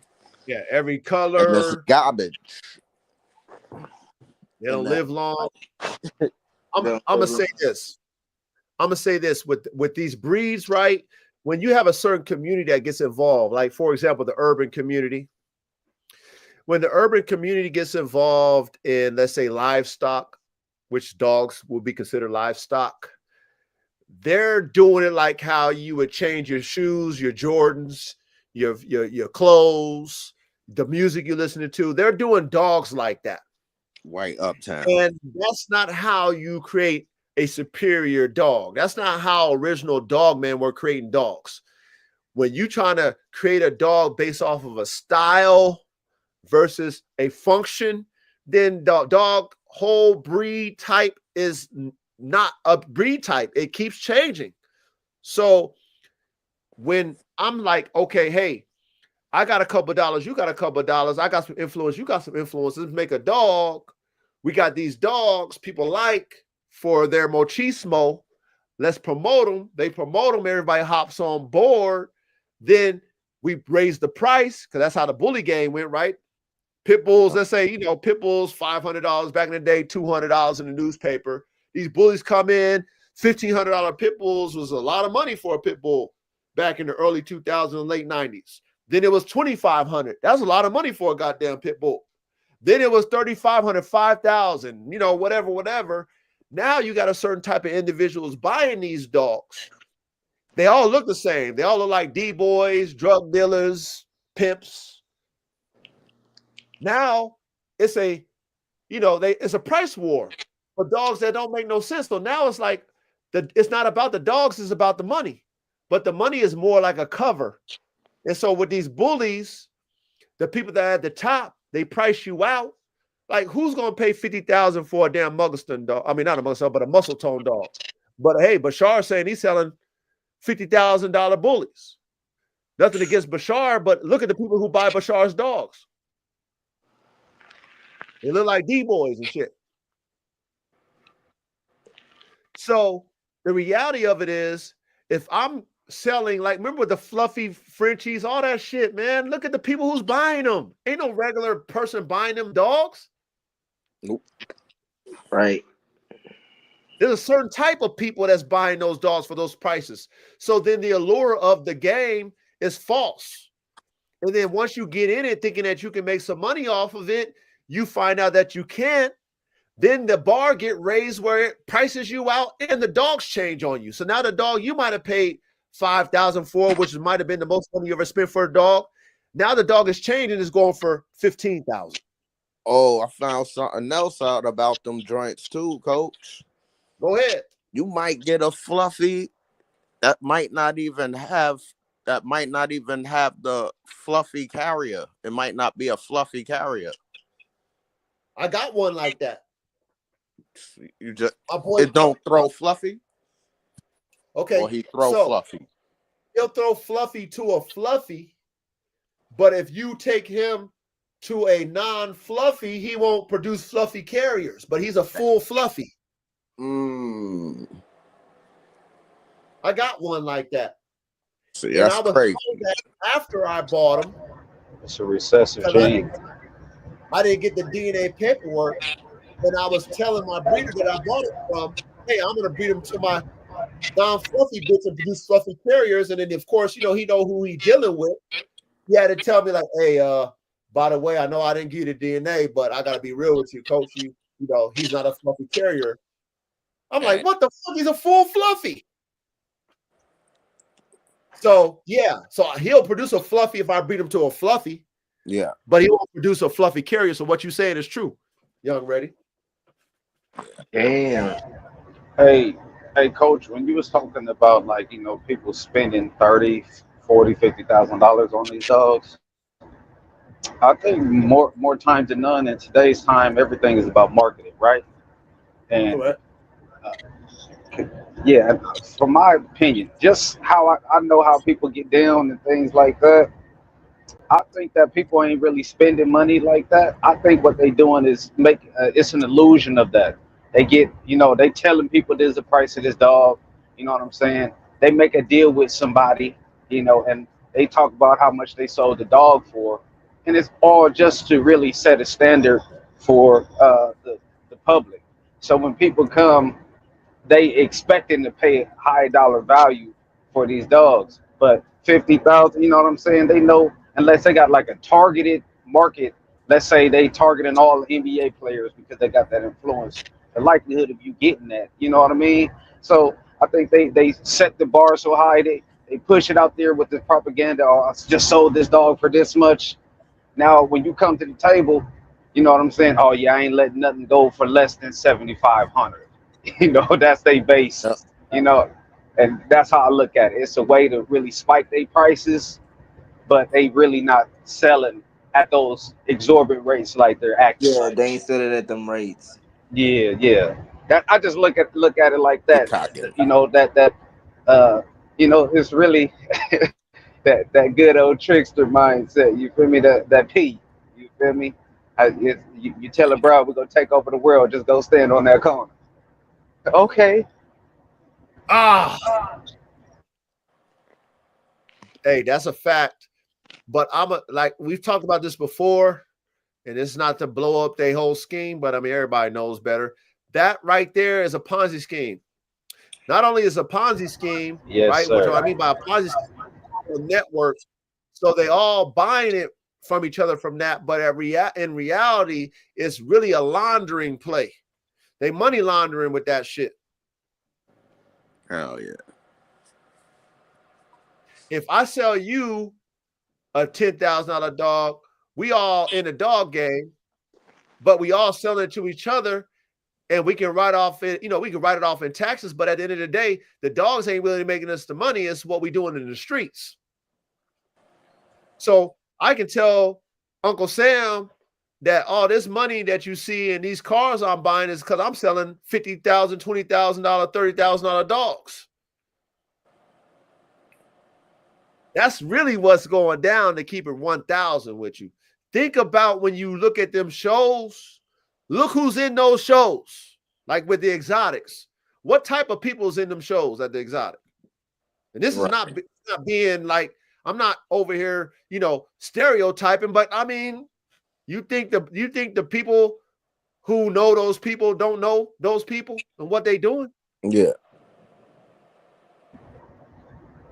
I mean, I tried not to frame it like that, but I see what you're saying. But it kind of puts, yeah. I don't want to go in that direction. I got you. No, but I'm indifferent of that. I'm indifferent. Well, I would say this: being that we talking real over here, and that's what we do. I've bought expensive dogs for the purpose of breeding top tier type dogs. I've spent a lot of money on dogs for the breeding purposes. I knew better that I wasn't going to be able to sell it for that, but I bought it for the DNA. Now, they do get a few of us like myself and others who really think, okay, that's what it's going to cost me to get top tier genetics. I'll pay for it. However, when they promote it, like what you were saying, like it is what it is, and they do pay that, by the way, but it's the same type of people paying that. And they're not dummies by paying it. There's a reason why they're paying it. They're in cahoots with the system because it works for other things. Now, if it was a collective of individuals, we've seen the soccer moms and we've seen the urban types and we've seen, the uppity type, like we've seen a collective of people paying that type of money, then okay, we can give it we can give it its respect. But it's the same type that are paying 10, 15, 30,000, 100,000. I mean, some of those Frenchies, they were saying they were paying $250,000 for a pink fluffy. Were they not saying that? Yep. Yeah. They out here capping. I saw Kendrick Perkins. He had the wired haired fluffy Frenchie. So why would anybody pay that if it wasn't for a bigger reason than what we perceive that they're paying for that? Only breeders are going to buy that. There's no consumer that's going to get you that investment back. But if I'm already making money, and that's what I'm saying, I'm just speaking the truth so that those of us who might be inspired and want to get involved and might pay 20 grand for something and wonder why they're not making nothing close to it, there's a truth behind it. I'm just giving them the truth because I was around individuals who got in it and paid money and didn't get nowhere close to what they paid for. And they bought the best shit, period. They were affiliated with others that bought the best shit and they found out the hard way. So I know the truth behind it. And yes, marketing plays what you said, right? So, pal, what you said, marketing is the ploy, but it's got to be realistic. 5,000 for a top tier dog. Okay, I can see a consumer paying 5,000 for a top tier dog, but 10,000 a consumer? Nah. Oh no. But would you say that it's also what market you can reach? I mean, how many rich cats is really? You gotta really know. Like for example, okay, Bossy. I don't know if you're familiar with Bossy, that cat, that female from Bossy. You know who she is? Bossy. She sell those XL Merles. She's real popular. You familiar with? She's an American Bully breeder. You ever heard of her? Yeah, but Kennel? yeah, I believe I know you're talking about. Okay, there's a reason why she's top tier. There's two reasons why. Okay, the main reason why is she's a fucking sexy ass white woman. But not only that, she's connected in LA and stuff. Like she knows those NBA players. She knows those females that's in the industry that's around all those rappers, and she knows she's involved in that. So guess what? Will they buy from you and me, or will they buy from that pretty, sexy white woman who's connected with all them? There it is. That's her target audience, her market. Now watch this. Most people see what she's doing, they buy into it because they really, I want to do what she's doing. I'm gonna buy her dog. See, she'll charge you 15 grand, 20 grand for a dog, but they will never make anything close to that. That's not a marketing ploy. That's who she is. She's getting that because she is connected, not me and you. There's no marketing to that. Oh yeah, no. I'm saying what your target audience is where is your peak. So if Right. I have millionaire customers because let's say I was in the real estate market and now I've started dibbling and dabbling in the dog game. Well, guess what? I can now go to my old real estate customers who I know are in the market for dogs and things like that and pitch them, hey, this is what I got over here. Hey, you need this to protect your yard, to go along with the, your alarm system or whatever. I got a larger audience that I can, funding wise, that I can go and attach myself to versus if I'm just starting out on YouTube or following somebody who's out here making these big sales and I want one of their dogs. I'm limited to it. You know what I mean? Okay, so let me elaborate on that. So a person like that's in real estate, right? You might have a dog that you can charge a certain type, but you have to sell it to the industry that's going to buy into that. So, for example, NBA players, they got the money, but they into that hip hop type urban culture that's excessive is the thing, and everything is based off of trends. They'll buy into that. Versus if you got a bully, you try to sell it to your rich real estate, type tycoon types. They like, well, fuck, the people that I'm around is not interested in bullies. They want labradoodles or they want teacup Yorkies, or you know what I'm saying? So it's like the extremes of what we're talking about, which is 10,000 and up type dogs. Them teacup Yorkies, I mean, shit, 3,500 maybe at the max. And those rich people are buying those Pomeranians, maybe 5,000. Maybe you might get a $10,000 one if it's rare. But what we're talking about is the excess, the 20,000, 15,000 and up dogs. That's a hip hop type of culture type Gucci bag, Louis bag, $2,000 pair of shoes. It's excessive. And you got to have that type of environment where you can push that. And that's where we're kind of into with these pit bull type, bulldog type dogs. That's our community. It's the urban community. So that's where a lot of people are misled when it comes to these dogs. And yes, you can market all you want, but if you ain't really connected with those people that will buy those type of dogs, then it just can't be a rich person. It's got to be those type of people that's into that culture that buy those type of dogs. That's what I'm saying. It's a variant. I can't sell my. No, we saying the same thing. Okay. Yeah, we saying the same thing. I just threw the real estate market in there. That was just an example of some people outside of, let's say, the hip hop community that might have, high cash flow, and I just use that as an example. Okay. But we saying the same thing. It's targeted audience. That's all I was saying. Yeah. Your target market. That's where what I was alluding to. Okay, so yeah, we are saying the same thing. Yes, and that's all I want to do is I want to be truthful in the classroom so that individuals who are really trying to get into the dogs might want to see it as a business in the future. They can think realistic about it. If they do spend top tier money, like I've accepted when I spend it, I accepted the fact that I wasn't going to make what I spent. I accepted that when I spent the money because I was believing in the genetics of what I was buying, even though, like we talked about, pedigree wise, 50% of what I'm seeing on the pedigree is bullshit anyway. So I'm experimenting and taking a risk, rolling the dice, buying this dog for a high price. I'm believing that I can do what I do talent wise to produce what I want. And yeah, if you got it and you saying, hey, coach, I need 12 grand for this dog. And I'm like, well, fuck, I really want those genetics. I love the parents. I love the dog. I've been looking around. I can't see it. I can't find it. And that's what you want. I got to pay it. So be it. But there's very few of us, Soul Power, who's really in it for the dogs, who really will pay to play versus those who come in it like, okay, I think I can give me a quick lick. He's charging me 20. I can make me at least 15 and get their shit, get their head knocked off. If that makes sense. You really got to be an enthusiast in it for the dogs. You know what I mean? Or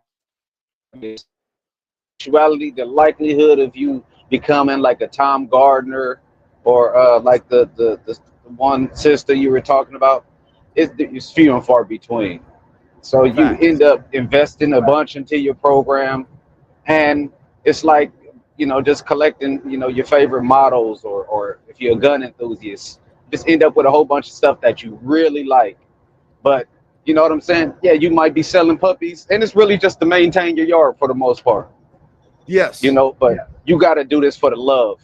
And if you're lucky, you can make a good profit. But the majority of the time, we doing this as, hobbyists and enthusiasts. Facts. That's my advice to anybody who coming into the dog game. Don't think about it like it's you about to be a millionaire. You know what I mean? Come into it with the love for the dog and to try to make your stamp on either improving, or creating a breed, whatever your idea is. But if you think you're coming into the dog game and you're gonna be a millionaire, Throw that in the yeah, trash. man. Yeah, man. I mean, you might be better off playing the lottery. Yeah. That's the truth. I'm a witness of that. Like, I've always had a passion for the dogs. Y'all know my story, but I've had a passion since I was 8 years old to create my own dogs. It was a passion, and I'm able to do it. However, I invested in my program and my where I live today and everything I built for my dogs because I saw it as a business as well.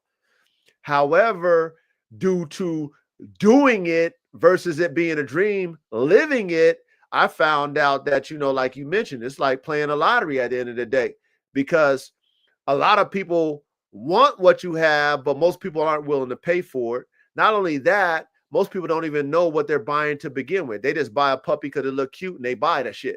Or they buy hype, like we talked about, or they buy a dream and then they get their whole shit popped. You know what I mean? So now you like, okay, I invested in this dog shit. Yes, I love dogs. Yes, this is my passion, but I spent all this money to see a profit eventually. And I wanted to see it in 3 years, and now it's 10 years, and I still ain't seen it. You know what I'm saying? You're like, damn.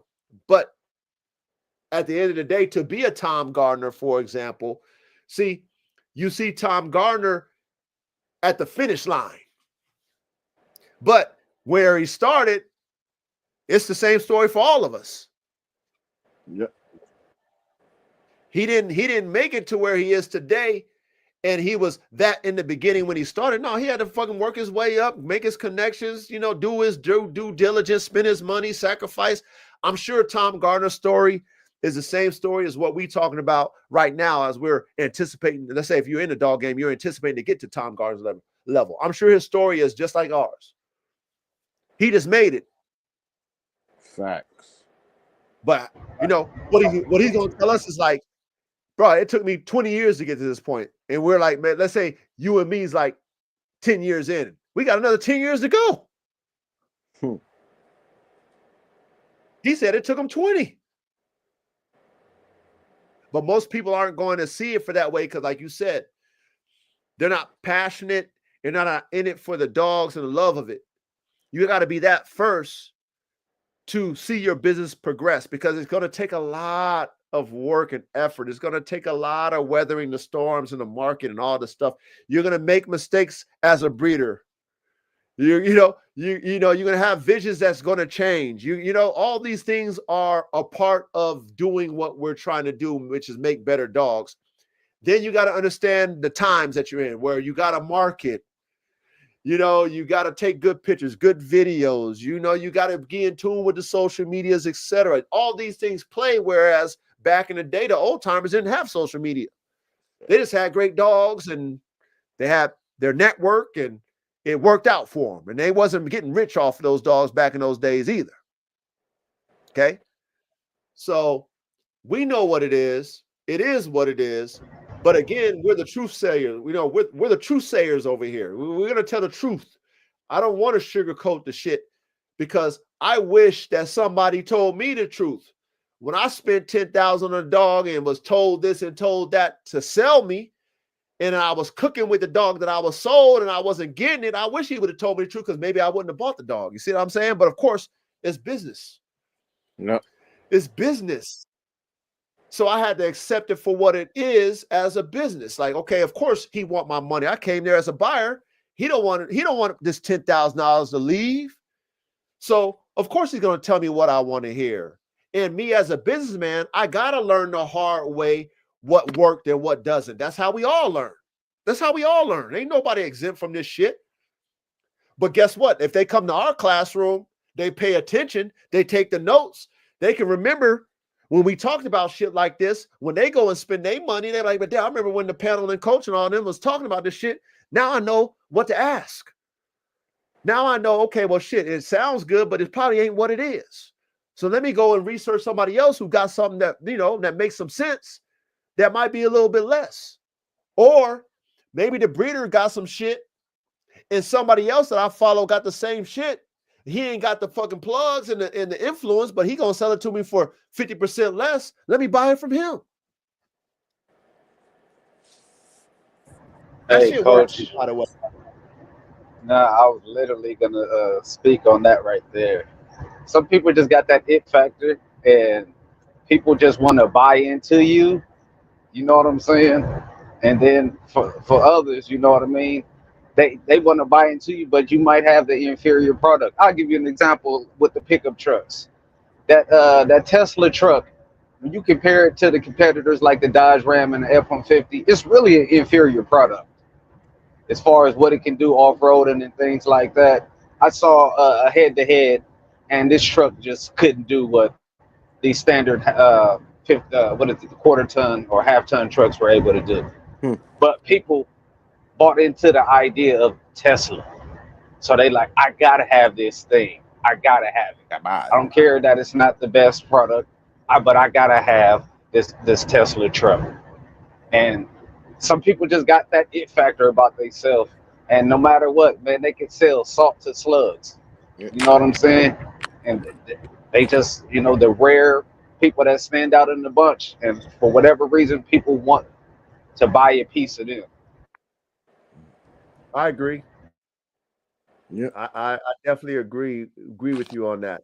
They buying the person and not the dog. But see, this is the shit that the game need to understand. The dog men and dog women need to understand, right?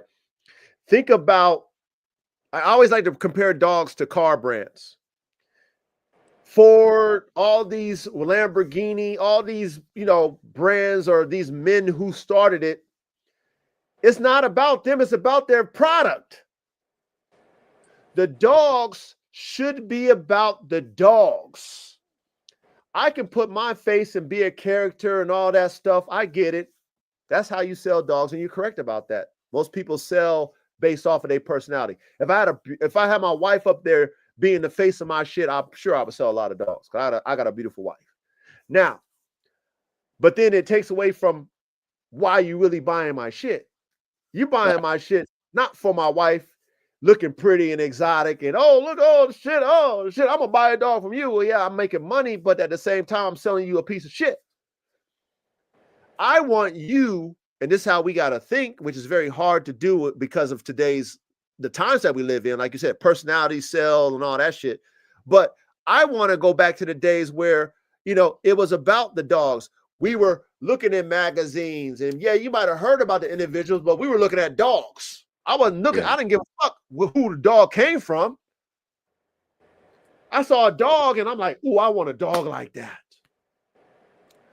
Ooh, I wish I had a bitch like, shit like that. That's where it needs to be.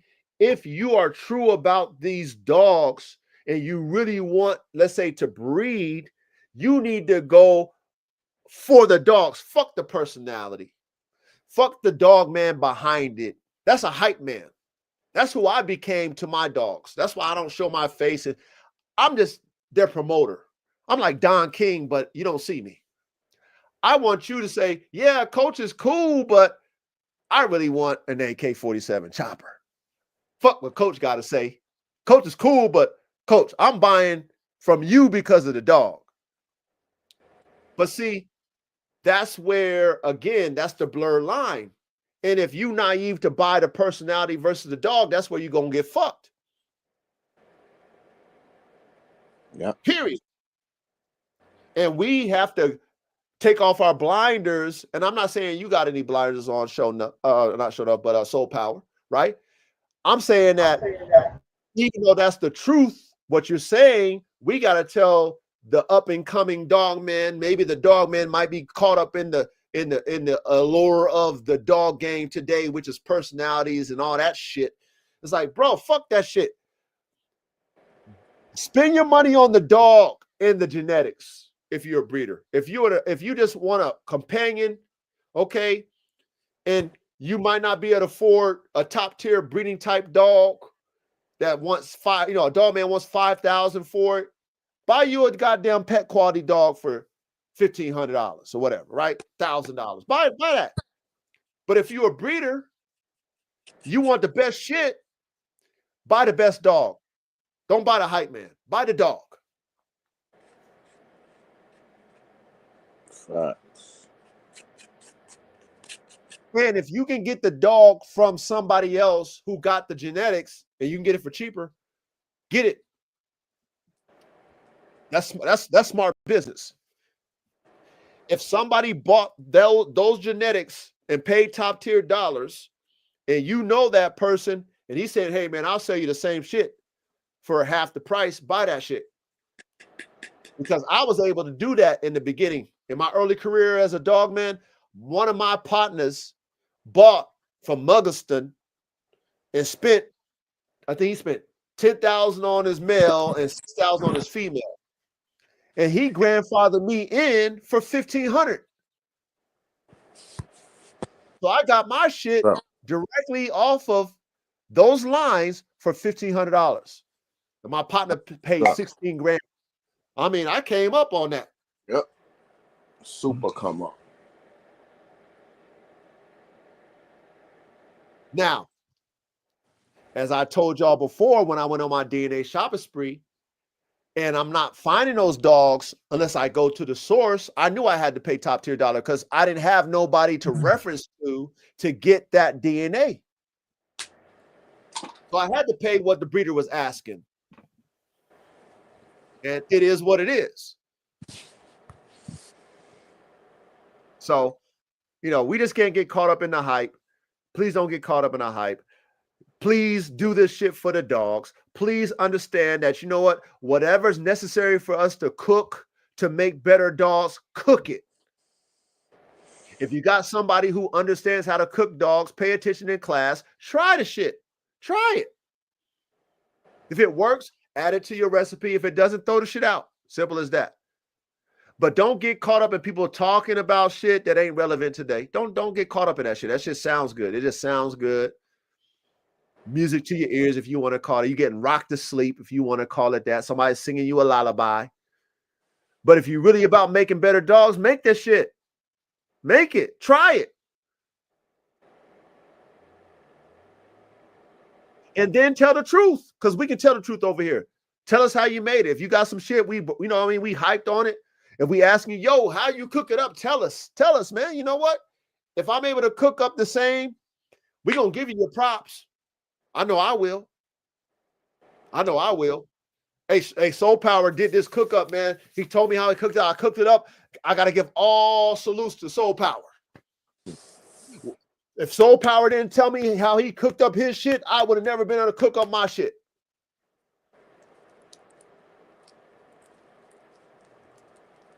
Let's not lie. Oh man, this is pure this. Oh man, I cooked it up with this, and don't lie. Don't, you know what I mean? For what? And guess what? We will always continue to raise the bar every time we breed. Every time we breed, the bar will be raised. The bar will be raised. And guess what? Again, if you, Soul Power, you Show Enough, you guys in the chat, whoever, Caveman, whoever, if y'all have dogs and y'all showcasing them and they're on that level, and I'm a dog man, which I am, and I want to keep elevating, and I ain't got that DNA, I'm coming to you and I'm spending money with you.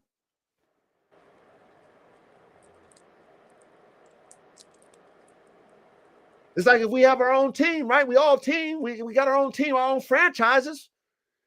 You know, if I got something that you want, we're gonna do a trade or something. We're gonna make a deal. Right. They do it all the time in the pro sports. Why are we not thinking about this with high performance dogs? Why are we not thinking like that? Like, yo, you ready? I've been watching your program. Ready, you know, bro, that dog you got, them dogs you got, bruh, I need that. Let's work a deal, coach. Coach, I like what, you know what I mean? Hey, let's work a deal. We work a deal. We make it happen. It's done data. Facts. Now my program is elevated. Your program is elevated. You know what I'm saying? We excel in the dogs. The dogs are better. You know, that's the wave that we on. That's the wave that we should be on. That's how we should be seeing this whole thing. And that's how we're going to keep, like I said, elevating this shit. Yeah. Anybody else got anything to say? I did have one more question, if you don't mind me shooting it to the panel. Go ahead. What is a physical flaw that no matter how good the dog is, you will not breed it? A dumb dog. I'll say that. I don't like stupid dogs. Yeah. I'll get rid of a dog if it's stupid. Me personally, but that's me. Anybody else in the panel? Wait, say the question again. Wow. Yeah, what is a physical flaw on the dog that no matter what, how good it is, you will not breed it. No matter how, I'm talking about this is, the greatest dog at this said task, but this flaw on this dog, you like, nah, I cannot move forward with that. A physical, probably blind. To me, that's contradictory. If the dog is the perfect specimen, he has no flaws, as far as I'm concerned. He's the top performer. Yeah. I don't breed dogs with underbite, but you know, I mean, you can breed anything out too. At the same time, if you really have to. I'm not saying I would, but it can be done. I probably wouldn't breed with an underbite. Well, listen, I got bulldogs that'll fuck your ass up with an underbite. I just don't like it. But those are bulldogs. That some of those are like that though. Them Jaguars. Well, yes, they're supposed to have an underbite, huh? I'm just saying. So everything is really a preference, but like I was telling you, with a dumb, to me a dumb dog, I can't. I gotta have a dog with some common sense. Yeah. Right. You want a human with it, like, you know, you want people around you with some common sense to be able to kind of discern themselves and understand. To me, a dumbass dog, I cannot stand. I can work with everything else because, like you were mentioning, Caveman, I feel like I can fix a lot of things. But to me, a stupid dog don't deserve to be put in my program. I just 6, dummy. I can't stand a stupid ass dog. I had one stupid dog in my life and I gave it away. I vowed to myself never to have a dumbass dog. I just couldn't stand it. It's like, are you a fucking idiot? Like, that's how I felt. Like, bro, where's your common sense at? That's me. You know, I can fix mostly everything else to me. But I agree, but at the same time, that's not going to be a top performing dog. Well, maybe it is. Maybe if the dog is just bred to straight charge forward, grab a hold of something. Right. You know, and if that's what I was breeding for, and my best performing dog had an underbite, I would totally change my outlook on how I bred. But personally, what I do and what I breed, you know, and I started out in the pit bulls as soon as I was an adult. That's the first dog I got started breeding was pit bulls. I didn't breed underbites, and you know, my hounds and band dogs and shit. And of course, Doberman, if anything, they have an overbite. Right. Which I wouldn't breed that either, you know. I'd go for the scissor, the clean bite. Yeah.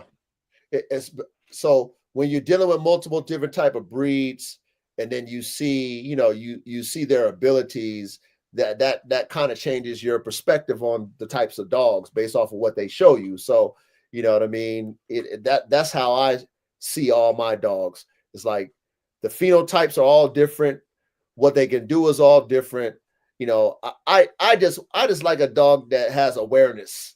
You know, if you show me awareness, I can add different things to correct, you know, correct the phenotype shit. I can change an underbite if I throw a dog that doesn't have an underbite in there and I breed to those and I correct it. But I don't know, like we were talking about with the spirit of an animal. I can't control the spirit of an animal. You can't breed. I don't think you can breed smartness into a dog. Either the dog is smart or it's not. I don't know. That's just me. I don't know. I can change the physical attributes of a dog, but it's intelligence and shit. I don't know if I can change that. Well, you could make its offspring smarter, but at the same time, you're making that offspring dumber than the other parent that you use to make them. You know, so. Right. Yeah, that's how I see it. Exactly. I'm breeding dumbness to a smart dog. That I just can't. I can't. I just don't like it. I just do not like it. It's like irks me to see a dumbass fucking dog. Like, why do you not get it? It's simplistic. This is stuff that I shouldn't have to teach you. You know, I don't know. But all the other shit, the physical stuff, I feel I can change. Speaking of dumb dogs, does anybody want a Doberman? No. What if it's a dumb Doberman? Nope. Oh my goodness. Why do you black and tan is dumb, right? Yeah, they all strike me that way. It's just their goofiness, and they're not really. I mean, they're very alert, very attentive, very trainable dogs, but to me, they're just not wrapped too tight. But I mean, I like them for how they are. I mean, they got that. You know, you got to have a dog. You got to think about that if you trying to breed a dog that'll do man work. It's got to be a dog that can withstand the pressure. Is it a good guard dog? Yeah. Yeah, all my dogs are good guard dogs. That's what I'm breeding for now. I'm getting away from the livestock guardian and getting into the home protection, the state protection. Yeah, but I did like the outside version. I used my LGDs as a foundation for that because that Kangal in them, they're very suspicious of people. I'm excited about my Kangal breeding with AK. You know, I'm looking forward to seeing what that produces.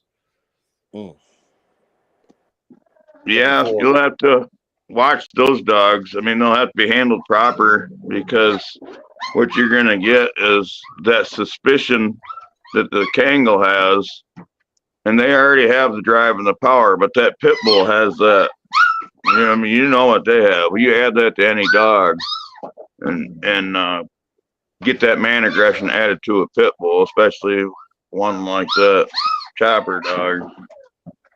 I mean, they're deadly.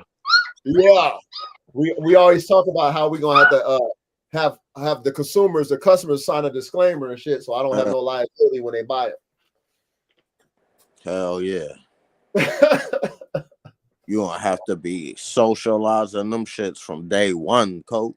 Oh, I mean, I require that. Shit. I tell that to all my consumers to when they buy my dogs, socialize my dogs for the first year. Do not try to turn that dog on. I mean, you can do what you want to do, but I'm just telling you just by how I know my dogs. Like, don't be trying to make that dog rah, rah, rah that first year. Socialize it. Let it understand that it can be chill. And then as it matures, it's going to grow into what it's supposed to grow into. I mean, it's just genetics. You know, it's going to know what it is, but at the same time, it needs to have discernment. And it goes back to, like I said, my pet peeve with dumbass dogs. I want my dogs to understand what a threat is and what is not. I need them to do that because I don't want an accident to happen. I breed dogs that can kill. So I don't want a dog without a safety. So if it's around people enough to where it's like, okay, it can tolerate people and it can understand people's energy to where it's like, okay, this is not a threat. Like my mom coming to visit me, she's scared. So you as a damn killer dog, you know that my mom is scared of you. So you don't need to be fucking flexing on my motherfucking mama. Like I need my dogs to understand that. Now, some people like they don't want to socialize their dogs because they want them to be suspicious and all that type of stuff. Well, it's like, okay, I got a lot of shit to lose. You know what I'm saying? I got a nice home, nice land. You know, if my dog just feel like it want to flex on you and bite the shit out you, I'm gonna take a lawsuit. I don't want a lawsuit. No. So I always tell people, like, well, if you get a dog from me, man, don't like, yeah, I bred it for what it's supposed to do, but don't just socialize. Let it be soft and, you know, let your kids play with it. And, you know, I wouldn't take it to no dog parks, but I would still take it for walks, take it to Home Depot, take it to where it can witness different environments and people's energy so it can comprehend what is a threat, what is not a threat. Because, you know, I mean, you know this caveman with your dogs. I'm sure y'all who have these type of dogs, like dogs are going to be who they're going to be. Like, you know, if the dog is an asshole, whether it's socialized or not, when it wants to flex and be an asshole, it's an asshole. I have dogs like that. You're just an asshole. There's nothing I can do. But at the same time, you know what's a threat and what's not. Like with AR-15, he is a predator.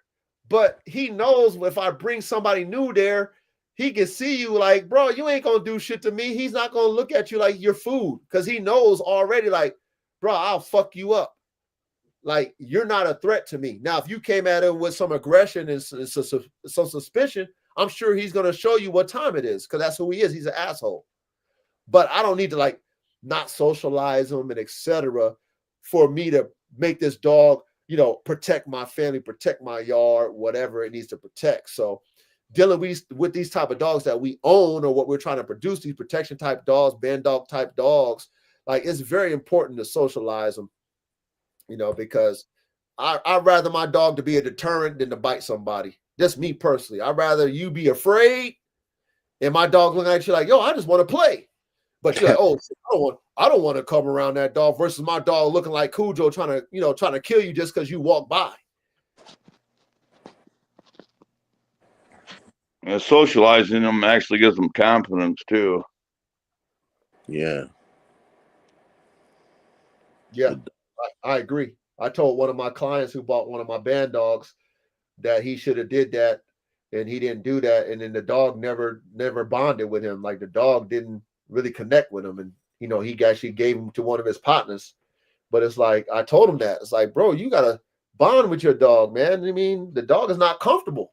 He wasn't confident around you at all, but he never did that. You know what I'm saying? Like he kept him in a crate, you know, and he only, you know, dealt with him when he got off of work, but he always had him in a crate. And it's like, you know, you need to take more time and bond with your dog versus, you know, expecting this dog to be Superman as a puppy. Is like certain dogs don't, you know, you need to bring it out of his shell. And like you said, socializing it, bringing it different places eventually brings his confidence up. And I agree with you 1,000% with that.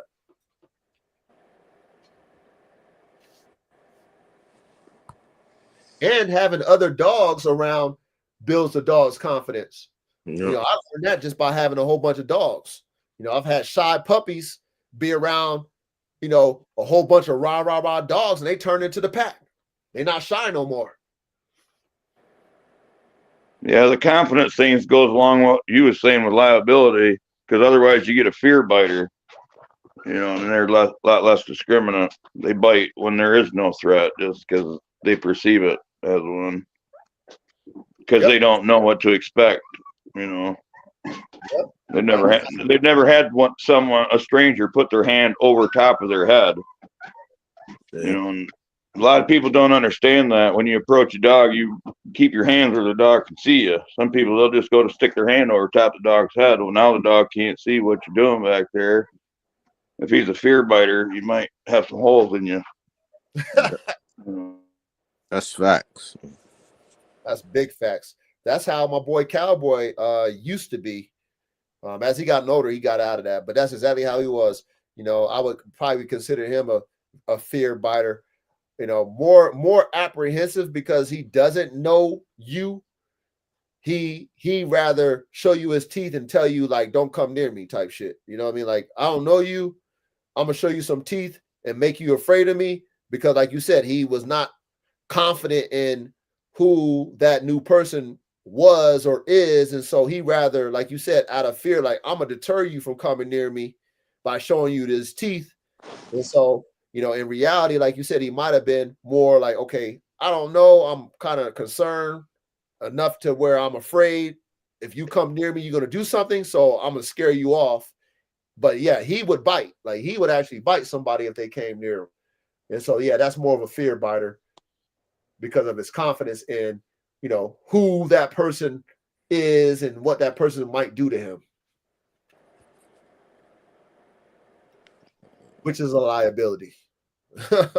I can't have that. Nah. Shit.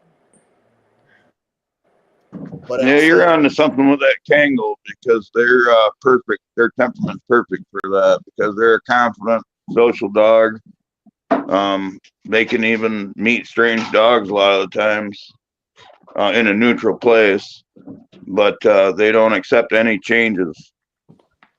You know, after they get older and get over their fear period, just anything new, and they guard against it. And that's, you know, what you want. Right. And that's what I've learned. You know, she'll be 3 at the end of this year. And that's what I'm learning as she's maturing. Like, I see like what she was genetically bred to do. Like, she, like, the pack doesn't phase her. All the energy that is the bulldogs and the different type of dogs that I got, my Malinois, all the different type of dogs, she's chill. She like lay down. Everybody's going crazy. She's laid down. I had her partnered up with a pit bull. You know what I'm saying? She was cool with the pit bull bitch. They rustle around. She would deal with her, like bite her delicately. But like I said, anything outside of that pack, you know, anything in the woods she hears, man, she's on it, man. That fucking bark gets on my nerves. But man, she don't play with anything outside. And like you said, you know, what she brings to the table to what AK brings to the table, I mean, it's something that I really feel that I will have to, you know, have a disclaimer contract put out there when people buy it. Like, what you're getting is going to be something that you better be responsible for and with, because this dog can do some superior damage if you're not responsible. And with that independence of that Kangal, and then that ability of AK and that drive, you might not be able to control this dog once it gets to the point where it wants to do it. I hope the people that get a puppy from that got a whole lot of land, man, because that dog got to roam. That's a roaming dog. Yeah, that's a roaming dog for sure. For sure. Yeah. And I think most people will probably get it because of the allure of having that type of dog. But at the same time, you know, the people that should have it, you know, hopefully they do got land. They can use it for what I'm really breeding for, which is more of a guardian / livestock guardian as well. Like I would want it to still keep that Kangal livestock guardian so that you can have your pets and animals and stuff like that. But at the same time, I really wanted to have that superior drive and that kill, you know, that kill mode where it's like, okay, Kangals do what it do, but this is like a super Kangal. Oh, it's going to do it. Damn well going to do the job. That's my vision for that one. You know what I mean? But, you know, we'll see. You know, I'm still at 50-50 thinking about doing it this year, maybe do it 2026. But I you know, I'm still up in the air. But you know, we put in that 4-hour piece, man. Let's go ahead and get ready to close out. Man, I want to salute to you, Caveman. Hey, thank you for coming up, sharing the information that you shared with us on the panel and also in the chat, man. You're a wealth of knowledge. I would hope that you would come back again and bless us again, you know, with your knowledge and your info and your input. And man, you know, grateful, man. Thank you for showing up and sharing your wealth of knowledge to the panel, brother. We appreciate that. Word, salute, Caveman. Yep, same to y'all. Thanks for having me, and thanks for sharing your knowledge. Oh, it's all good. That's what this is for. You know what I mean? Like I said, we do this every Thursday night. You know, like I said, it's the classroom. So, you know, this is where you can come out and talk this real talk, give us some truth, give us some information. All of us, you know, the chat, everybody. You know what I mean? I definitely appreciate all you guys making the time. And this is where we can really get down to the nuts and bolts of these dogs and really, really talk dogs, man, and just be real about it. So I'm grateful for the platform, all of you guys. I'm just thankful, you know what I mean? Because this is what I wanted to do when I started this live. It's like have a place where we can really talk dogs, but be truthful about it and really elevate, you know, and just be a supercomputer. All of us as dog men put our dog knowledge together and really elevate, not talk down and not, oh, you're stupid, oh, you don't know no better. No, it's like, let's put all our thoughts together and let's really elevate with this shit. So I'm very grateful for you guys, and I'm grateful and thankful. Definitely want to salute to everybody in the chat. I'm not going to go down the list. You know, we put in a 4-hour piece, but everybody that's here, make sure you guys come back next Thursday so we can cook like we do, and we'll come up with a great topic. But, you know, everybody salute. Much love and respect. But, you know, we are out, fellas. Yes, sir. Salute. I'll see you on the chat. Yeah. Yep. Everybody in the chat, man. Love, man. Love. Salute to all y'all. Make sure y'all come back next Thursday for the next classroom. We're going to cook some more. Yep. All right, next week. All right, next week, man. Blessings, y'all. Salute.